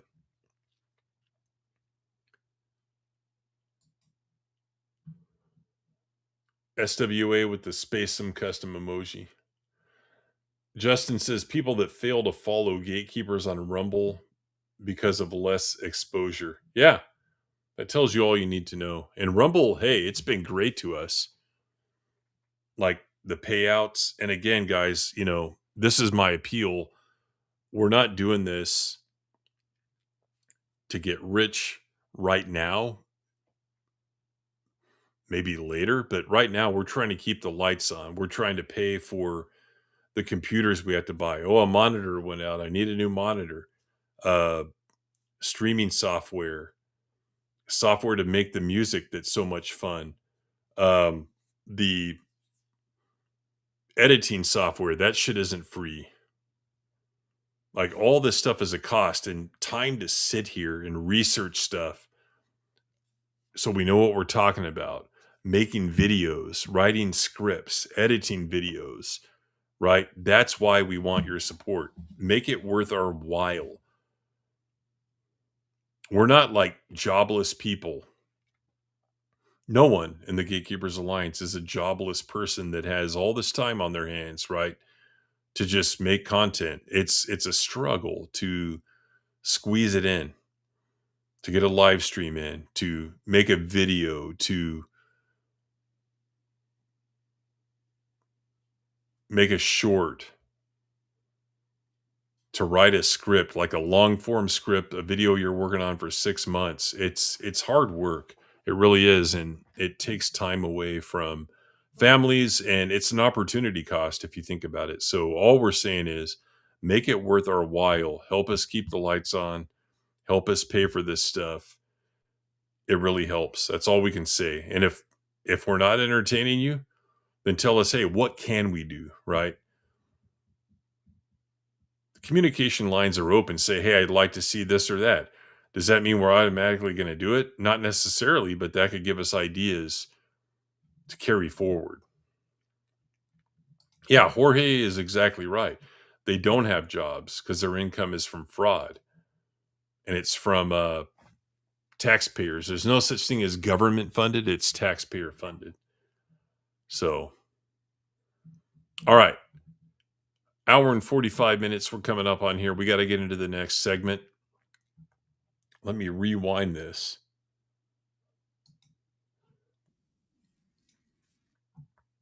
Bringing back an old segment here.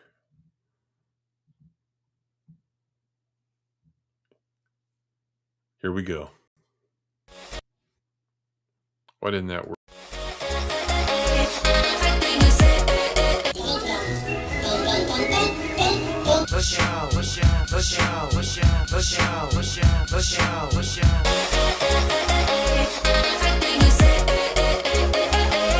All bullshit. All of it.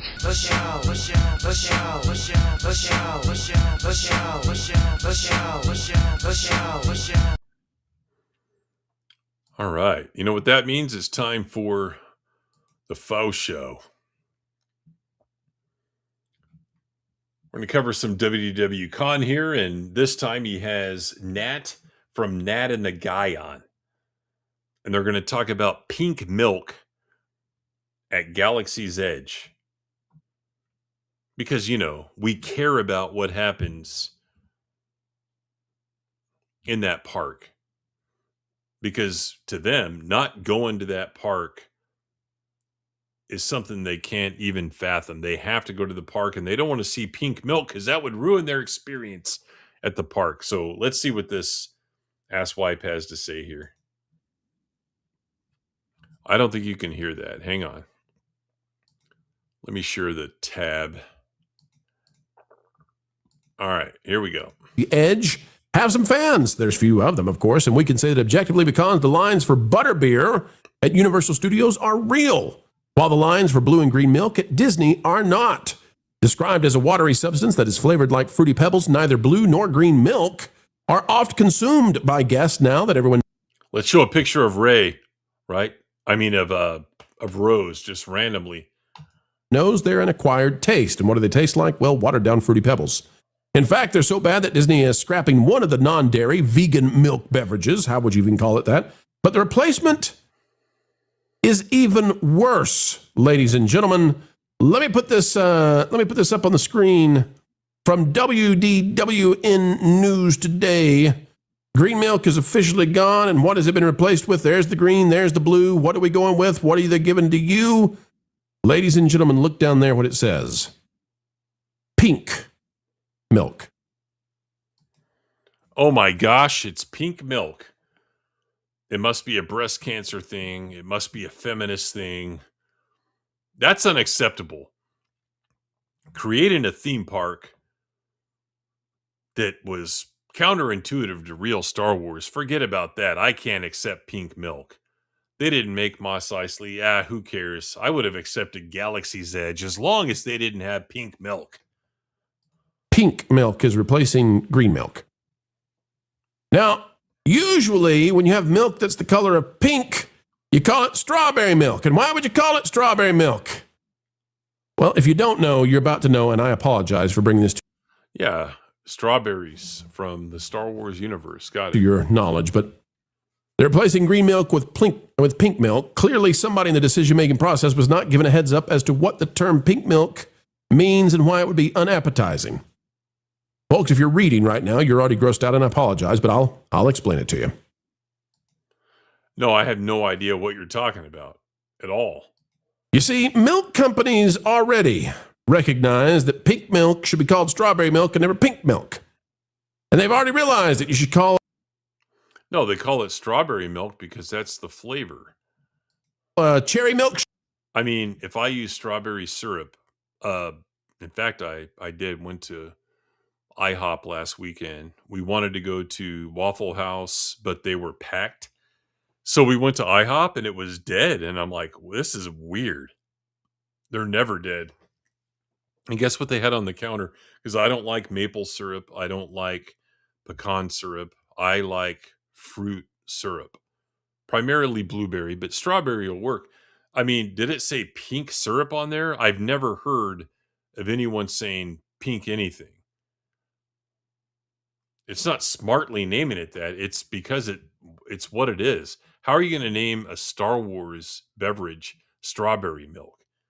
WDWCon. This is like false outrage, complete bullshit, and Nat knows it. Just look at her expressions here and her mannerisms. Shake a cherry milkshake and not a pink milkshake. And the reason is because if you were to Google, and you can all try this out, if you were to Google pink milk, here's what Google tells you pink milk is. Pink breast milk often indicates minor blood from cracked skin or capillary rupture, generally safe for babies, but it can also... Never heard of that before. And I doubt 90% of the population has. It's kind of weird that he brings this up because, let me bring on a female and look at her face right now. Look at that expression. Let me bring a female onto the panel, right? No other guys. Where's Culture Casino at? Where's Paul Chato at? Where are these guys at, right? He brings a female onto the panel and he wants to talk about breast milk. Pretty telling. Stem from dietary intake, medication, or bacterial contamination, like Serratia marcescens. Yeah, like WWCon's mouth. It is recommended to contact a healthcare provider for diagnoses to rule out serious conditions. Folks, the term pink... It's diagnosis, not cease. Cease would be plural. Pink milk refers to the discoloration of breast milk while nursing because of the appearance of... What's he going to say next? Like, Nat, are you nursing now? Blood. And Nat, they named it... Nat, why? Why must they make it unappetizing so? They Nat, need please. to consult the doctor. Yeah, let's full screener. Let's get the full reaction here. Please, I don't understand. And that's him full screening her, not me. Dan. Weird. They could have used any weird Star Wars word. I'm sure they could come up with one, but no. Anything. Yep. Anything. Nat, somehow they've made this worse than The Last Jedi, where Luke is drinking out of that weird... You're exactly right. Silver Ogre. No one thinks what he is saying in Google search algorithm is tailored to the user. So here's what WWCon is doing, guys. Thank you for this comment here, Silver Ogre, because this is where I was going with this. WWCon has been quartering. That's like a new verb. He's been quartering. Quartering 'D, right? He is revealing his Google search algorithm here. Self-reporting his kinks. Odds are in. It's Google's AI response. Yeah, I mean, this is what you call a slow news day. And I was sharing this with the private chat. His views are down. Everyone's views are down, right? Except the shittiest, awful, most garbage content channels, the leftist channels, they're up, but everyone else is down. And do you think this is going to help? Like, this is just bad. Like, a slow news day, find something else to talk about. I mean, we're talking about him talking about it because that's more newsworthy than him talking about this. And he's still got her full screen. Alien. They made something even more disgusting by calling it pink milk. Why do they do this every single time, Nat? Well, maybe the weird alien got pink milk and the condition, therefore producing this new milk. I mean, it's a great move for advocacy, I guess, for new mothers. Weird alien producing that milk. So you're racist because the people ICE are going after, right? They're illegal aliens. Some of them could be nursing and some of them could have this condition. So how racist? But I don't think that's what they're going for. Oh my. Oh my. And folks, just a reminder, it's not milk. This has been there forever now. There are no lines. Nobody ever is trying to buy this stuff. Disney Food. How would you know? Oh, because you go there. That's right. Food Blog has it, just in case you prefer the homemade kind and not the one you can get from the grocery store now. They got a blue milk recipe. You know what? I'm willing to click on it. Let's do it. Here we go. Let's find out what is in said milk. Okay, so maybe you can make your own pink milk soon, folks. Not that kind of pink milk, and you can name it something better. Miranda Juarez has this. If you want to make the milk that's at Galaxy's Edge. Man, this is just like cringe and very uncomfortable to watch. It just is. Edge. Have you ever stopped by and thought, I wonder how they make this? There it is. I'm telling you, it's not pleasant. There are a few who like it. Blue milk, it says, has been a staple of Disney Star Wars Galaxy's Edge snack options since it was first offered. We recently ran around the easiest recipe. Takes less than 10 minutes. Okay, what's in it? 1 cup unsweetened light coconut milk. Okay, so that's unsweetened light coconut milk. 1.5 Dole bananas. Okay, so you get 1 banana and then cut the next one in half. So now he's going into the bananas, right? He's talking the breast milk and bananas now. Peeled and sliced, which is very helpful. I was going to put the whole thing in. 1 tablespoon. The whole thing in. I mean, come on. Look at her. Look at Nat. And just 1 tablespoon of maple syrup. She wants this to end. She wants this to end right now. 1/4 teaspoon of ground cinnamon. 1/4 teaspoon of vegan blue food coloring, because of course, and 1 cup of ice cubes. You know, Nat, when I read that, number one, I don't know why anybody in the world would come up with that list and think that's Star Wars. All right, so he's got 5 minutes left here. I guarantee he mentions the nuts right here, tree nuts. And number 2, I don't know why they would call it milk. And number 3, they're charging $8 for this awful thing. That is not $8. That is like a quadruple markup. It is a little bit of coconut milk, not even the good stuff, 1.5 bananas, and nothing else costs any money there. This is basically like unsweetened. That was almost like a script trooper laugh. On sugar water with a little bit of coloration, and they're charging $8 for it. No wonder. Look, even the picture they have net, there's nobody standing in line, and yet somehow they made it worse. Yeah, you captured that picture right when someone was in line and no one else was. They made it worse. And that's why it separates, I guess, too. Because in some of the pictures you can see something weird rising to the top. They need to go call Starbucks. Starbucks got a pink drink. It separates too, but you know what? They don't call it pink milk just because they got coconut milk in it, and they do. The pink drink at Starbucks is like 10 times better than this stuff. Pink drink, it's coconut milk, and what's else in a pink drink from Starbucks? It's shoot, what is it? Is it acai? Strawberries, I think. Yes, they got strawberries, acai, and what's the one other thing? Guava? Might have guava in it. Anyway. Somebody will correct me out there what's in a pink drink. But it's 1,000 times better than what Disney is serving. And they're going up against butterbeer, Nat. And butterbeer is like, hey, how much fat and sugar can we pump into this? Which is great because you're on vacation. I don't know if they heard, but I don't want something that's basically a watered down vegan trip.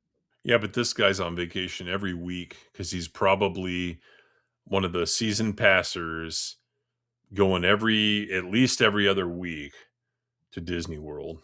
Through the swamp waters of Florida. I don't need that.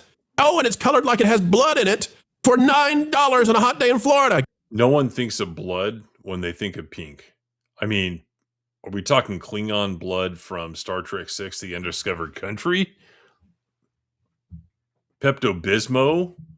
I mean, come on. Give me something yummy. Give me a treat. Give me something sweet. It's crazy.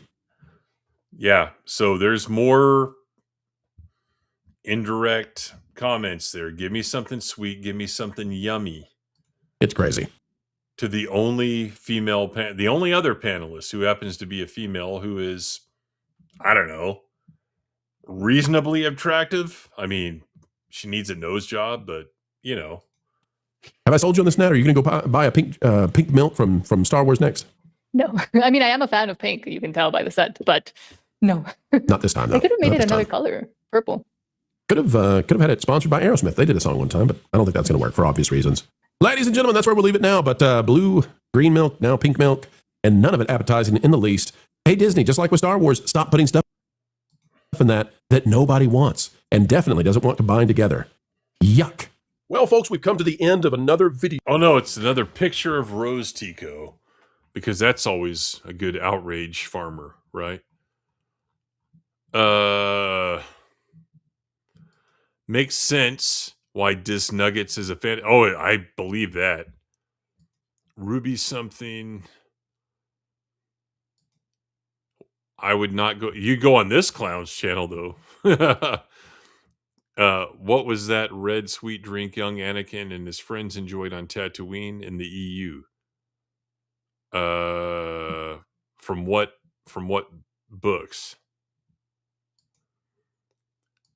The lady he has on is questioning her existence. Yeah, exactly.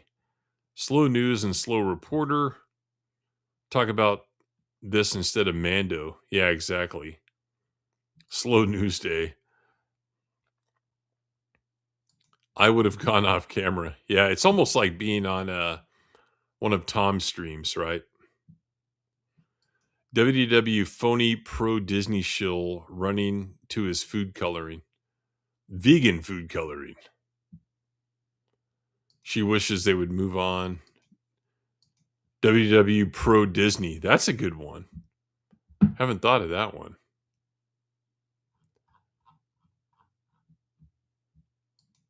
TPM not. Oh yeah, because that novelization, for those who don't know, the first section greatly expands upon the movie.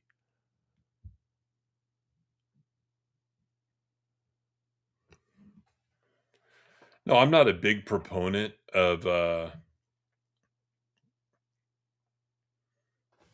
cosmetic surgery, but nose jobs are a good one to do.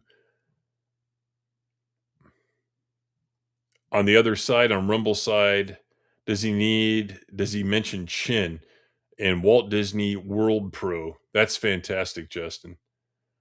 Yeah, tomorrow night,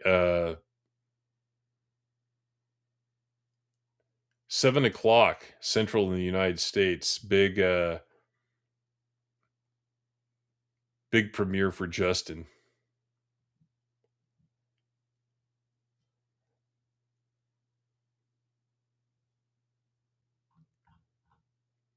I love the faux show. You know, and you look at some other stuff like Nam Yen. It's a Thai drink, and it's partially made of milk. I mean, come on, man.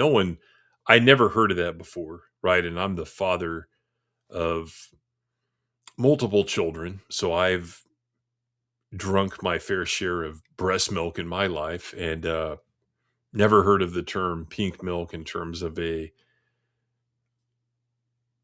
issue that women have with their breast milk. Just never heard of that. What a weirdo. That's what Small Time said. What a weirdo.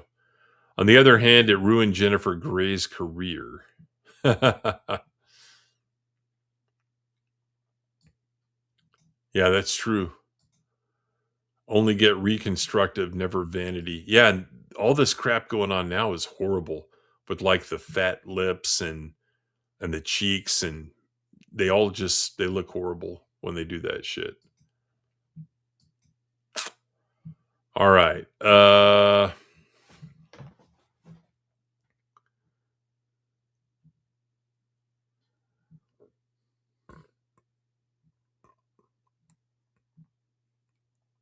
Let's see.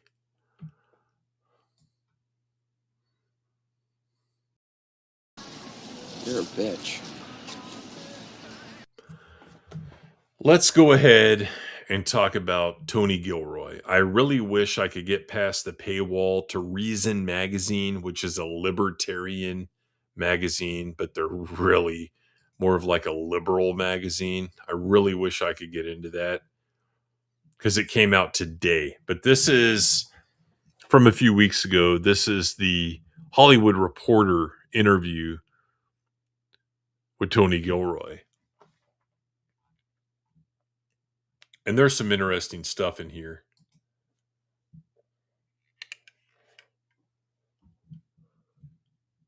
So this is the interview you couldn't really give during the run of Andor.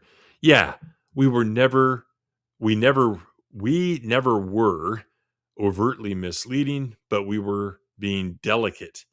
You devoted nearly a decade of your life to making Star Wars. Oh God, don't say it like that, because don't forget, he worked on Rogue One too.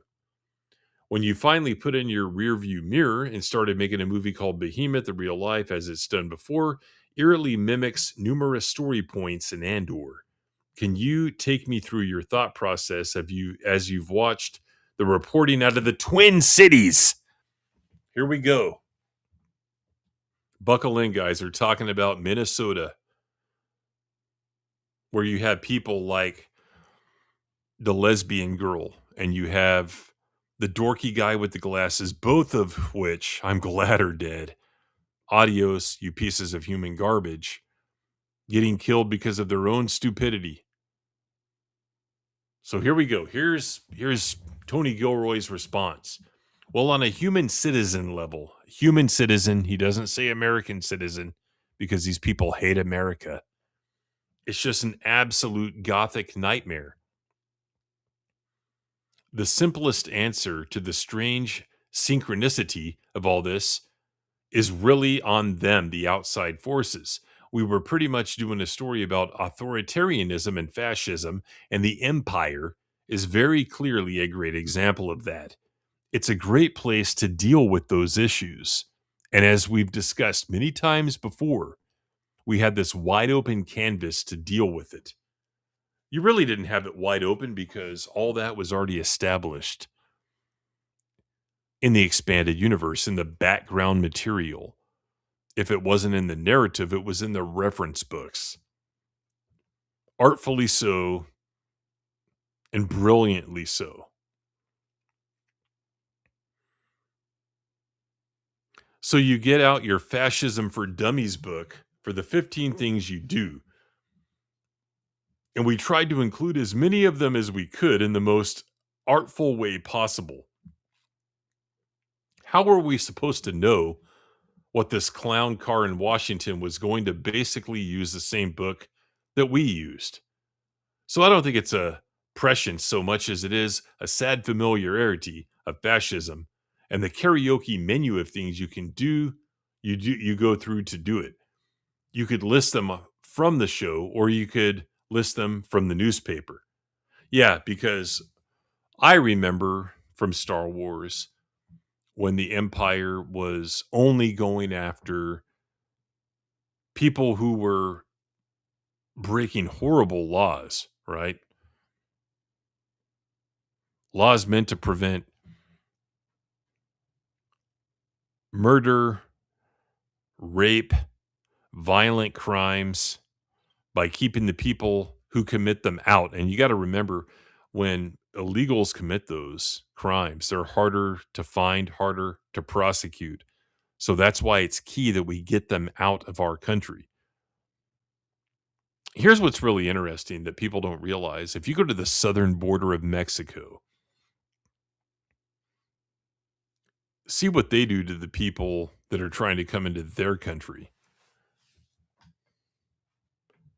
In the beginning, it was very confusing. People were like, oh, you're psychic, or the show is prescient. But in the rearview mirror, it's really a much sadder explanation than that. Yes, you were inspired by history books, including the use of pretext. Yeah, it's the same shit all the time. Get rid of the truth, get rid of a free press, destroy communities, nationalize the businesses, find an arbitrary enemy that you can elevate and false flag them through propaganda. Yeah, getting rid of the truth like the mainstream media, the leftist mainstream media has done for decades. They don't like the fact that the internet came about. Then they started regulating that. And then something happened a couple of years ago when Elon Musk acquired X. And you can criticize X all you want, but it's not the same platform that Jack owned, right? I don't think Trump would have won without Elon's acquisition of Twitter. It just wouldn't have happened. Like, people are the new media. People are the new fact checkers. Is there bullshit out there? Of course there is. But guess what? You fight bullshit, you fight lies with more truth. That's what platforms on the internet give you. They give you reach. Anyone can see it, and they're trying to limit that too with algorithms and stuff.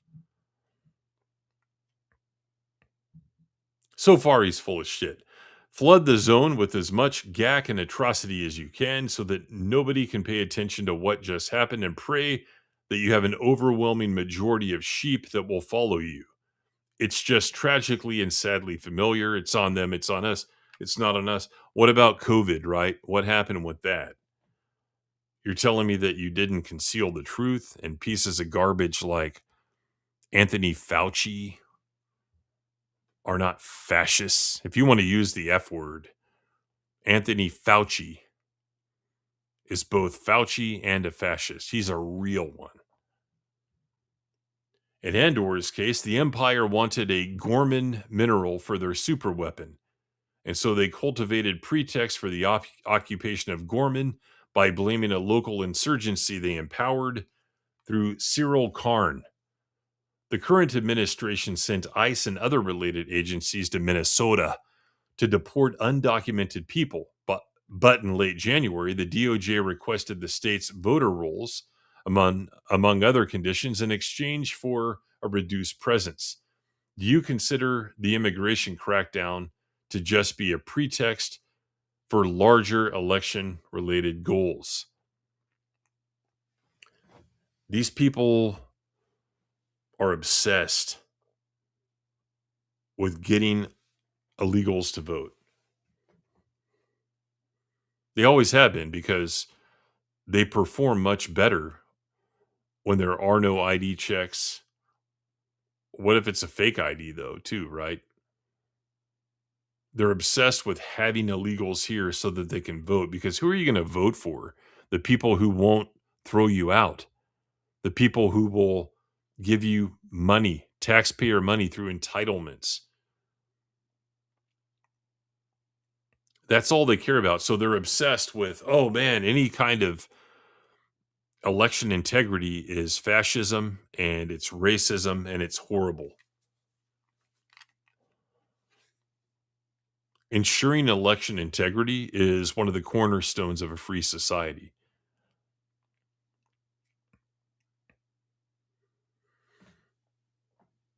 It's called delivering on election promises.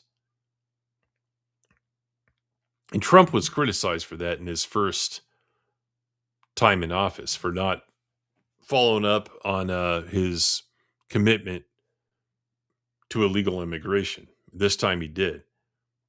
So here's what Tony said to that. Yeah, but I think it's much more terrifying than that. I'm having a great deal of difficulty, and I have had a great deal of difficulty over the last few months just watching really smart, good people try to make sense of what's going on by normalizing it in the slightest and trying to bring normalized conversations to this topic. I think the overall goal is to stop elections and to have a complete fascistic state. No, they want to stop unfair elections. They want to stop elections that don't have integrity. You think that because these people live here, that they should have a say. Well, number one, they shouldn't live here. And even if they do, they shouldn't have a say because they shouldn't be here. I think the overall goal, blah, blah, blah, blah, any controversy that they can make and elevate to a hysterical pitch allows them to cancel elections or modify elections in any way they want. This guy's like a left-wing conspiracy theorist. Like, there are a whole bunch of the quote-unquote right-wing ones, but he's a left-wing conspiracy theorist. But I think they've been stymied by their own stupidity. Fortunately for us, they only have a few of the pieces that you really need to take over.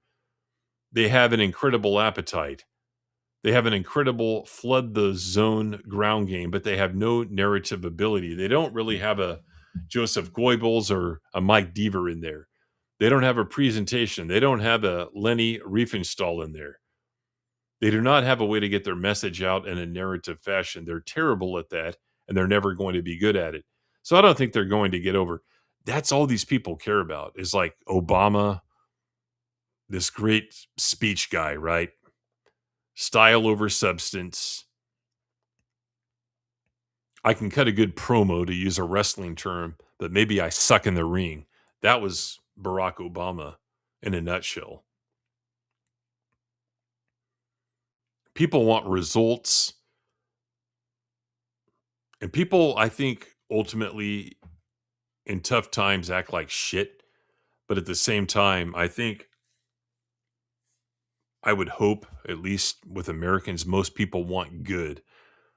And they know what good is, but a lot of people are selfish. And no, I'm not talking about the rich. I'm talking about the poorest of the poor are selfish. As long as they can get stuff, right, from the government, even though it's taxpayers, they're going to vote for whoever. But I'd say most people, middle class and up, I really think when they stop and think about it, they're on the side of good. And they know that having people in this country that could be untraceable, that are raping people, killing people, setting up organized crime rings connected to organizations in other countries, it's bad. And we got to get these people out of here. So I don't think they're going to get over, but I think the ultimate goal was always to get rid of the elections completely and just do a complete takeover. I don't see any other plausible endgame for them. Well, here's what I've been saying. Guys like this are going to do it first before we do. It's going to happen, sadly. And it's like this, you can trace this back to the beginning. You get fence riders saying, oh, both sides are doing stupid stuff, but let's trace it all the way back. And here's where it started. Someone fucking with someone else that just wanted to be left alone, right? Use the line from First Blood. I just want to be left alone. I mean, that's where it started. Leave people alone that want to be left alone. Hey, I'm going to tax your land with property taxes. Hey, you have a well? You got to pay this much as a well fee. Motherfucker, it's my land. I dug the well. I don't have to pay you shit for it. People are tired of it.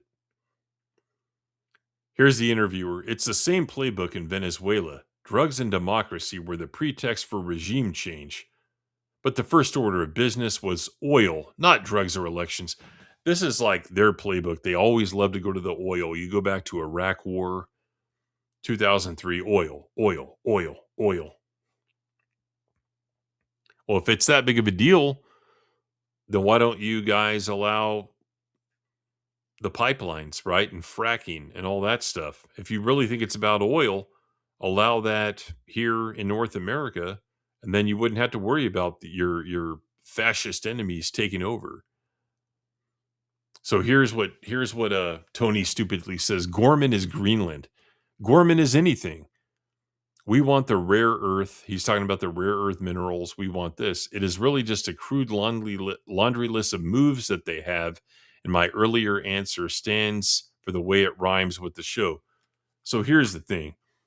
How many years do we hear about how Trump was in the back pocket of Russia? He won't do anything about Putin, blah, blah, blah. He's trying to get Greenland to come on board because of Russia, because of China. Greenland is a strategically located and largely unpopulated, gigantic island, almost a miniature continent in and of itself. He's trying to buy it. He's trying to persuade its inhabitants to join the U.S. as a territory, whatever. He's not invading it. People like Tony Gilroy live in a fantasy land. They live in a bubble that in no way represents reality. Yeah. Justin says Gilroy's eating out of the pot. He's eating pot is what he's doing. The rush to control the narrative was also something you covered. Peaceful protesters on Gorman were regarded as terrorists. The Gore had no way to correct the Empire's account because they didn't have cell phone footage like the Minnesotans who countered the White House's version of events. Mon's big speech relates directly to this, as does the Gorman senator's line. They don't even bother to lie badly anymore. I suppose that's the final humiliation. Tony says, they don't even care. They don't even have to lie well. Lie about what?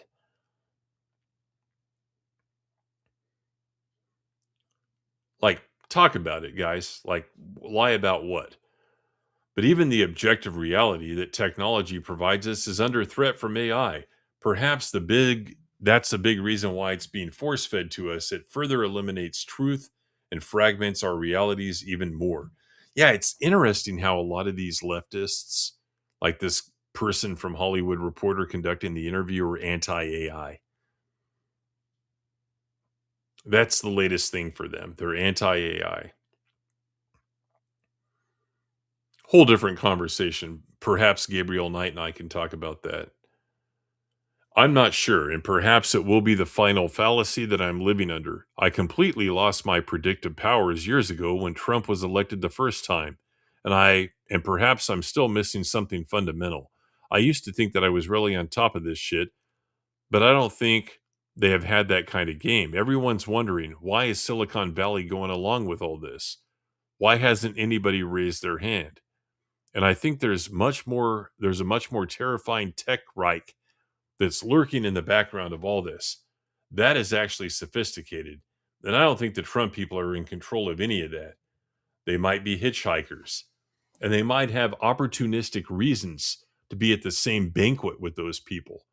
But I don't think they're aligned with them in any way. I have a feeling there are some sleeping giants out there that are just looking at this as a really wonderful dormant moment to capture market share or just run wild with AI before anyone pays attention to what's really going on.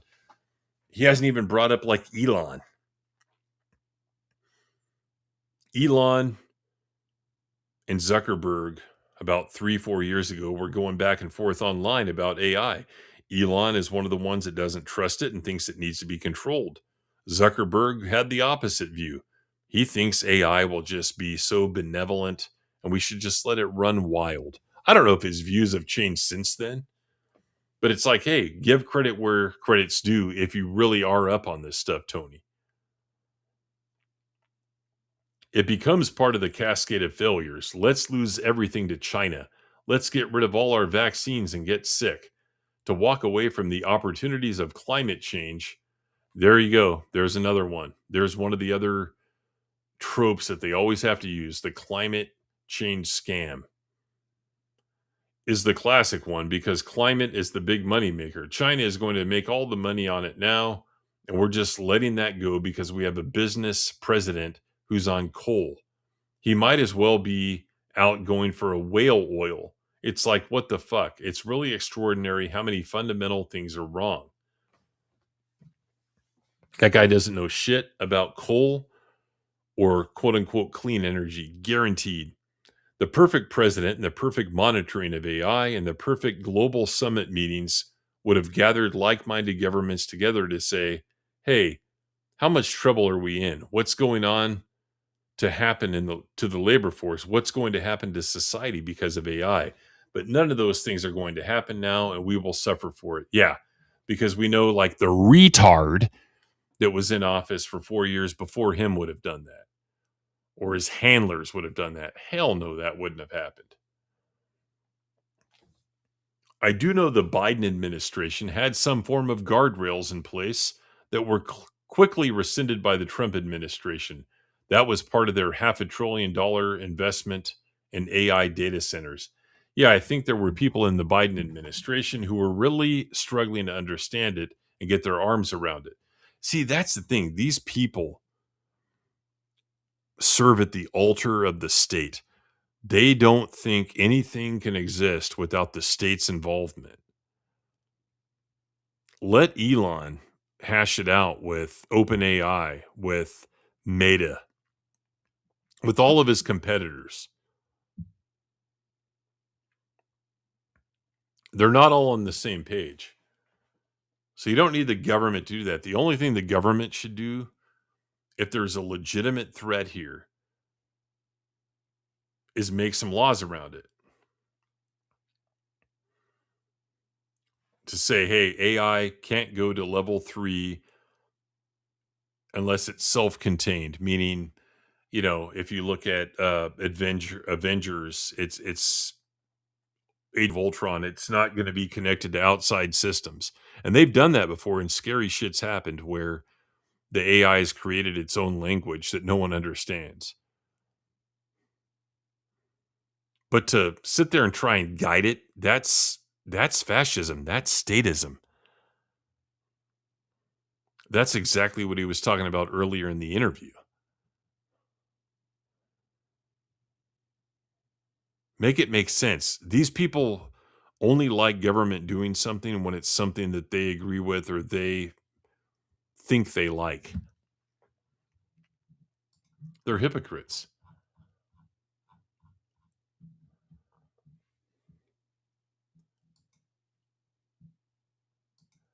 Yeah, exactly right.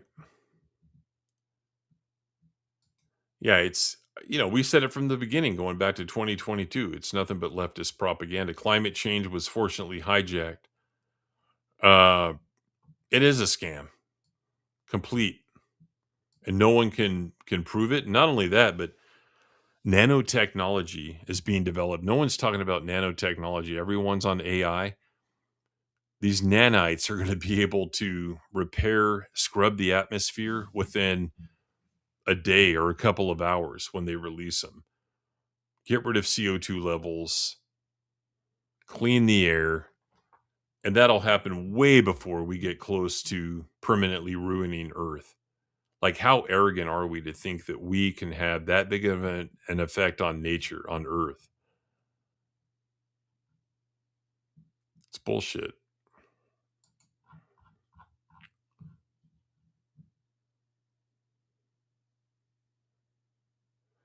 Justin says, now Trump's ran by the Jews. Never heard that in his first term. Yeah, it's always something, right? It's always someone else is in control. Someone's the guy behind the curtain.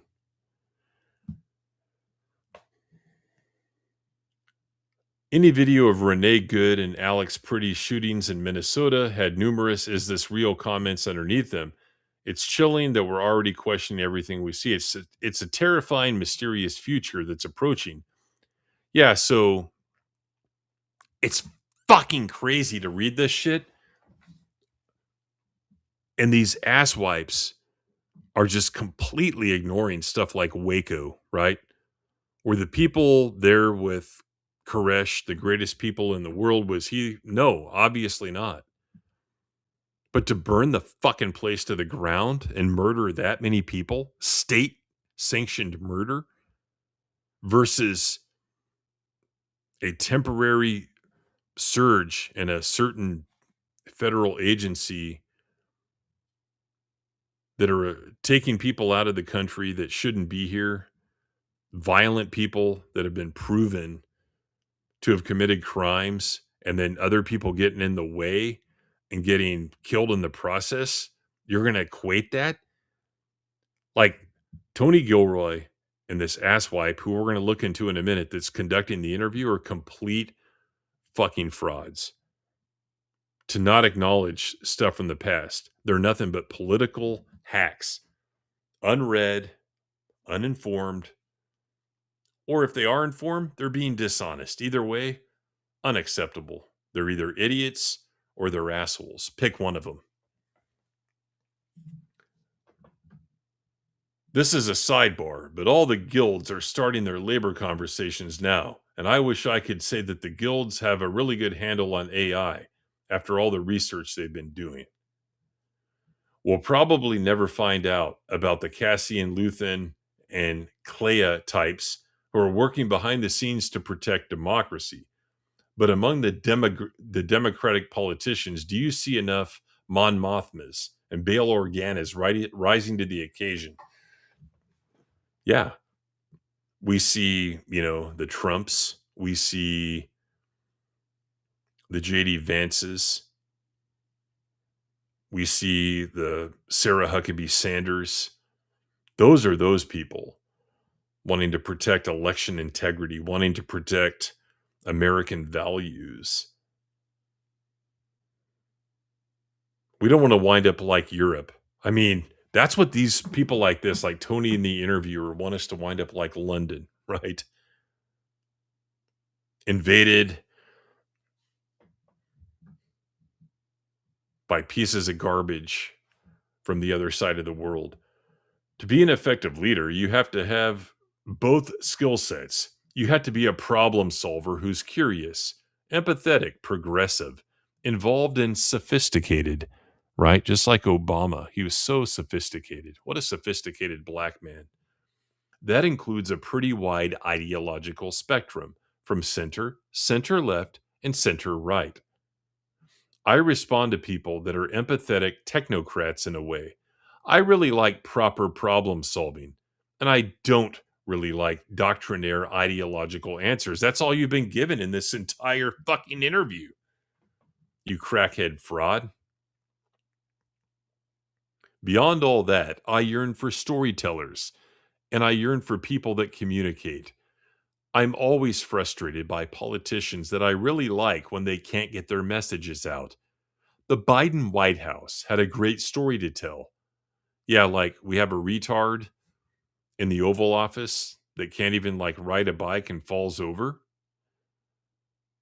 and used to say racist stuff in the 80s. What a great story to tell. But they never had a messenger or any way to sell it whatsoever. The Obama White House. And no, and I haven't read this in advance. In the end, the post-mortem on that was some poor messaging about what was going on. I just think that messaging is really overlooked. Controlling the narrative is really valuable. The progressive politics and democratic politics and sensible politics have really failed in great measure by not having really good stories to tell and not telling them properly. Man, it sounds like he's looking for a job, right? He could be the official White House congressional streaming series maker, right? He could make the new West Wing.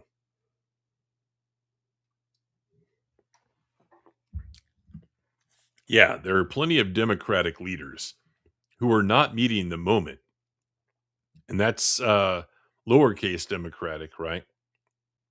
There was another point you illustrated, whether it was through the infighting among the rebel cells or the red tape the rebel alliance put in Cassian's way. We literally tried to get every aspect of that experience in there. So it sounds like they're almost advocating domestic terrorism. Then there's all the parallels to Narkina 5. Cassian was sent to that prison unlawfully.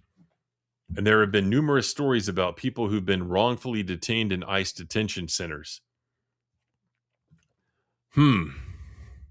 What political party was Franklin Delano Roosevelt, who interned Japanese and other Americans during World War II? Actual American citizens. What party was FDR?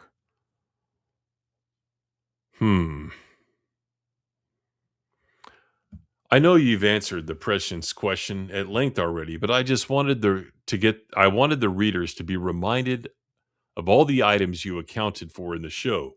It must be conflicting to hear it all laid out. We're proud of the show. God, we're proud of the show. That's our sustaining takeaway. We were stunned about the prescience for a while, but we've really gotten to the point where it's really sad. It's just sad how predictable the lame and obvious and wrong it all is. Fascism is just a total fail in the end. It eats itself up in the end. So this will have been an incredible waste of time, an incredibly wasted opportunity, and an incredibly dark period in America's history that it may never recover from. That's really interesting for him to say that when you look at some of the stuff that's happened in American history, right? Look at all the violence in the 1960s during the Vietnam War. Look at coming up on 6 years ago. Look at the Summer of Love. People who had nothing to do with the anger of the mobs getting their businesses burned down. And the mobs probably not even know why they're doing it. That's a dark period in America's history. You were quoted as saying fascism doesn't just take down the oppressed. It doesn't just come from the people it's trying to control. It inevitably destroys the people who have worked the hardest to build it. And we've seen some notable examples in that recently. Yeah, it's really interesting to watch the moment of realization where they're suddenly cast off the island. Just read a little deeper into your Fascism for Dummies book and go to the last chapter to see what's going to happen. Yeah, sure. It's the same thing as the Socialism for Dummies book, right? Because that's what you are. You're both a fascist and a socialist. People like you, Tony. Once your communist regime takes over, you're the first person pushed up against the wall and shot in the back of the head because you're one of the artists, you're one of the intellectuals, the wannabe intellectuals, and you're a threat to the state.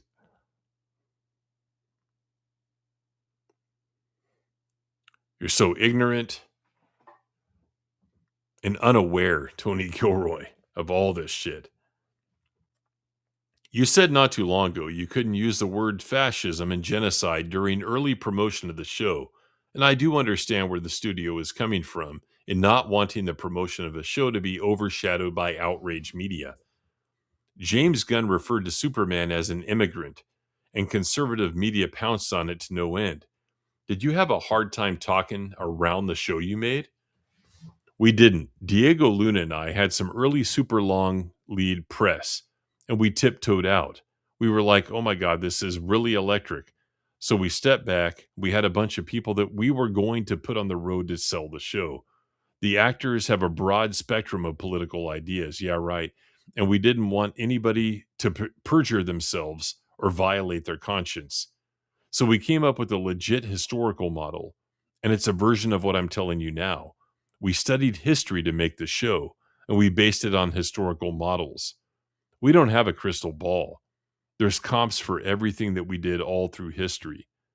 So that was a very very safe and legitimate place for us to sell the show without ever having to say what I'm free to say now. You stupid dipshit. That's what George created.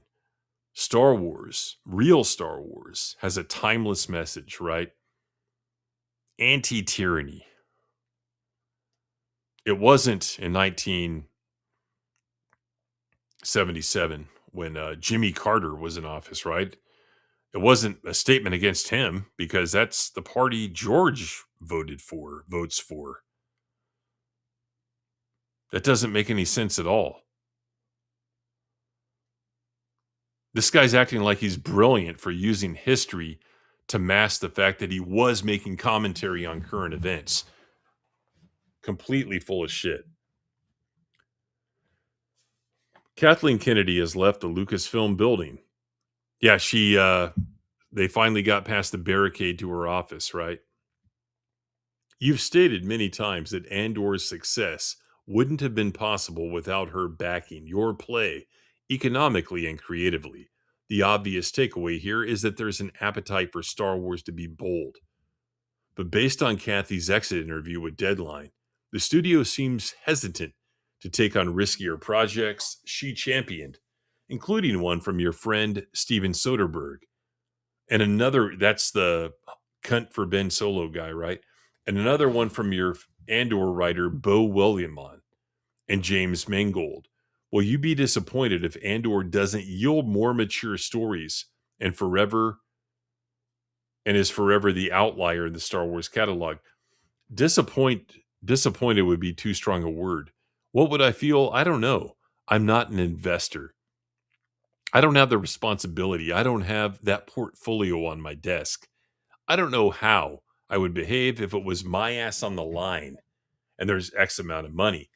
The problem is there's no inexpensive way to do these shows or movies. I'm watching Game of Thrones spinoff now, the low-key, the lo-fi one. It's very refreshing in that it's so nice and down there. But I don't know what it would be like to make those decisions. And I don't know if I'd be disappointed if Andor is a creative outlier. If I was going to do that job, I would rather go down swinging. I'd rather go down in flames. As low risk as my life is, my creative life is pretty high risk. So I'd like to swing away. Safety has never been one of my navigational principles, but disappointed? It doesn't matter to me what they do. I wish them luck. I really do. I don't know. It sounds like he has a pretty low opinion of them for not making more dog shit politics within the narrative, not like in casting and everything else like that. Dave Filoni is now co-running Lucasfilm with Lin-Wen Brennan. He's a George Lucas protege, fake news, who's known for being a Star Wars purist. Fake news, Star Wars purist. There it is, Star Wars purist.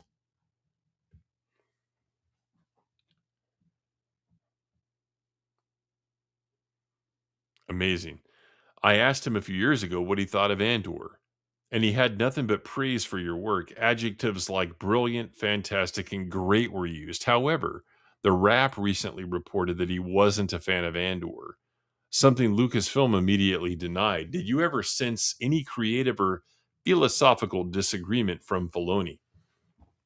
No, we've only met a couple of times, but we've only had a half dozen conversations over the last 10 years. Seriously, I saw Jon Favreau at a scoring session once. We've always gotten along with those guys, and we've never had anything but high praise for everything that they've done. We only have our show because of them, and we've always said that was true. There's no Andor without The Mandalorian. It would not exist. So it has never been anything but cordial and pleasant ever, ever, ever, ever. I don't know anything that you don't know. I really don't. Writer's note: the internet created a similar rivalry between Rian Johnson and J.J. Abrams during the Star Wars sequel trilogy. Abrams recently hosted a Q&A for Johnson's new movie, Wake Up Dead Man. No, but it's clear that Gilroy doesn't respect the current regime at Disney, Lucasfilm, or Dave Filoni because they won't go high risk. They won't tell the dog shit politics. You had a very rewarding experience developing Andor's score with your neighbor Nicholas Britell and eventually Brandon Roberts. Did these collaborations spark your upcoming movie about a composer in some way, shape, or form? No one gives a fuck about that question. Let's go back to Star Wars here. I have one nitpick regarding Andor Season 2. Go for it. I just wish that Bix got to go on a full mission with Cassian. I keep imagining her as Varian Sky's muse. Were there any budgetary limitations that prevented such a scenario? Blah, blah, blah. Coruscant Safe House.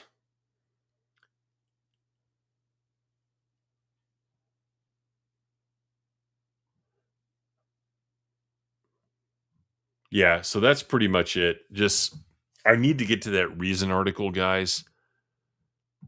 I really think that there's going to be more in there, and it came out again like today. So we need to get to that and see what it has to say. I'm going to try and get past the paywall sometime soon. Critical Drinker and Mahler and all the other Our Siders still worship Tony Gilroy and call him a yeah, exactly. Like he's a leftist piece of shit, right? Both in real life and in his storytelling. So what's so great about it? When you look at something like Star Trek, Deep Space Nine, fantastic storytelling, character arcs, war arcs over the course of 4 seasons, slow build up. That's great storytelling. I don't want to call it apolitical, but it's a war story, right? There was nothing overtly leftist or rightist in it. They love changing the meaning of things. Yeah. Reshaping stuff. The shroud of the dark side surrounds us all.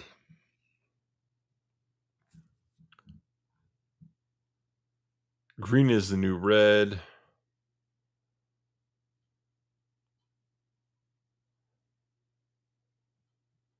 Dutch Frankenstein just posted something in my Rumble chat. Who in the hell and what in the hell is that? Mike C says, if Andor is young Stalin, Tarkin saved a lot of lives vaporizing him in Rogue One.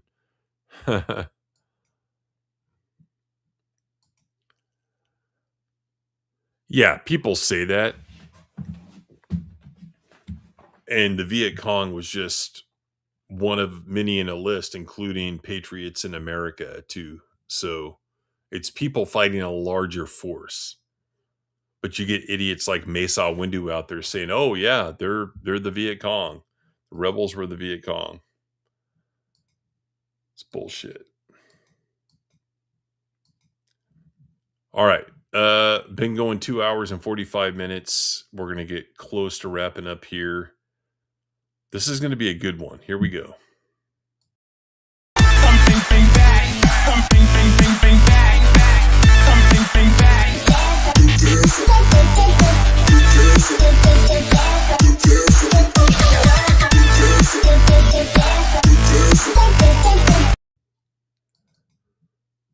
All right. This is a random one. I came across this, no pun intended, on one of the social media sites, and I'm like, hey, look, it's a Stormtrooper helmet. This is perfect. So here is this week's model. Stormtrooper helmet on the artificial grass. It's good stuff.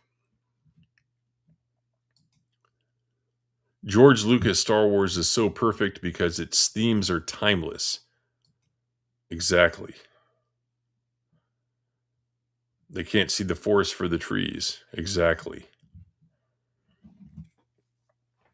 But yeah, fantastic. Tattoo free. Just a wonderful picture. And, you know, I say this all the time, but beautiful women are a gift from God. So thank you very much. We got Justin with the expanded Bootyverse custom emojis there. Great stream as always. Thank you. I just wish I could highlight the comments. They got to get that part fixed. It's a custom RMTP. They got to make a direct connection between Rumble Studio and my streaming software. I don't know if StreamYard even has it or not. I'm not really sure, but no, thanks guys for being here. Appreciate it. We're going to leave you with the new Leslie Headland song that I'm a fan of, if I do say so myself. So, hey, we'll see you guys Sunday night. What are we doing Sunday night? I don't even remember. I'll have to go back to the schedule, but make sure you're checking out Rumble and YouTube for the Sunday night stream. I want you guys to have a great weekend.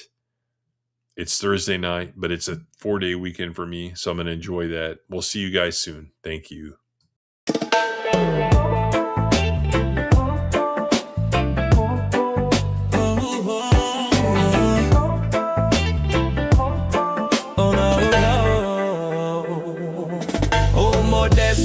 I said Modesto, I am a lesbo. My pink dildo goes presto. That's a LGBTQ plus. My Star Wars cred is a lil sus. I don't have a favorite movie. I think eating pussy is groovy. Oh, Modesto, I said Modesto, I am a lesbo. My pink dildo goes presto. Modesto, I said Modesto, I am a lesbo. Yeah, George made it politico. I'm full of bullshit though. Wanna take Star Wars on a new pathy and scissor with Queen Kathy. Whoa, Modesto, I said Modesto, I am a lesbo. My pink dildo goes presto. I said Modesto, I am a lesbo. My pink dildo goes presto.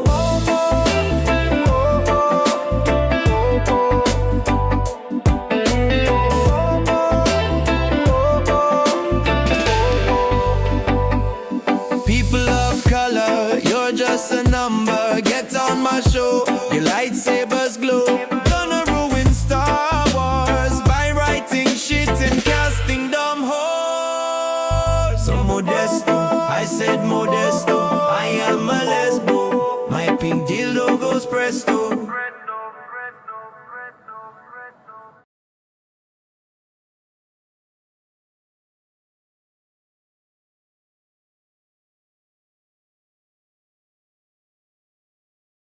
I really liked Baby Dumbo. Yeah.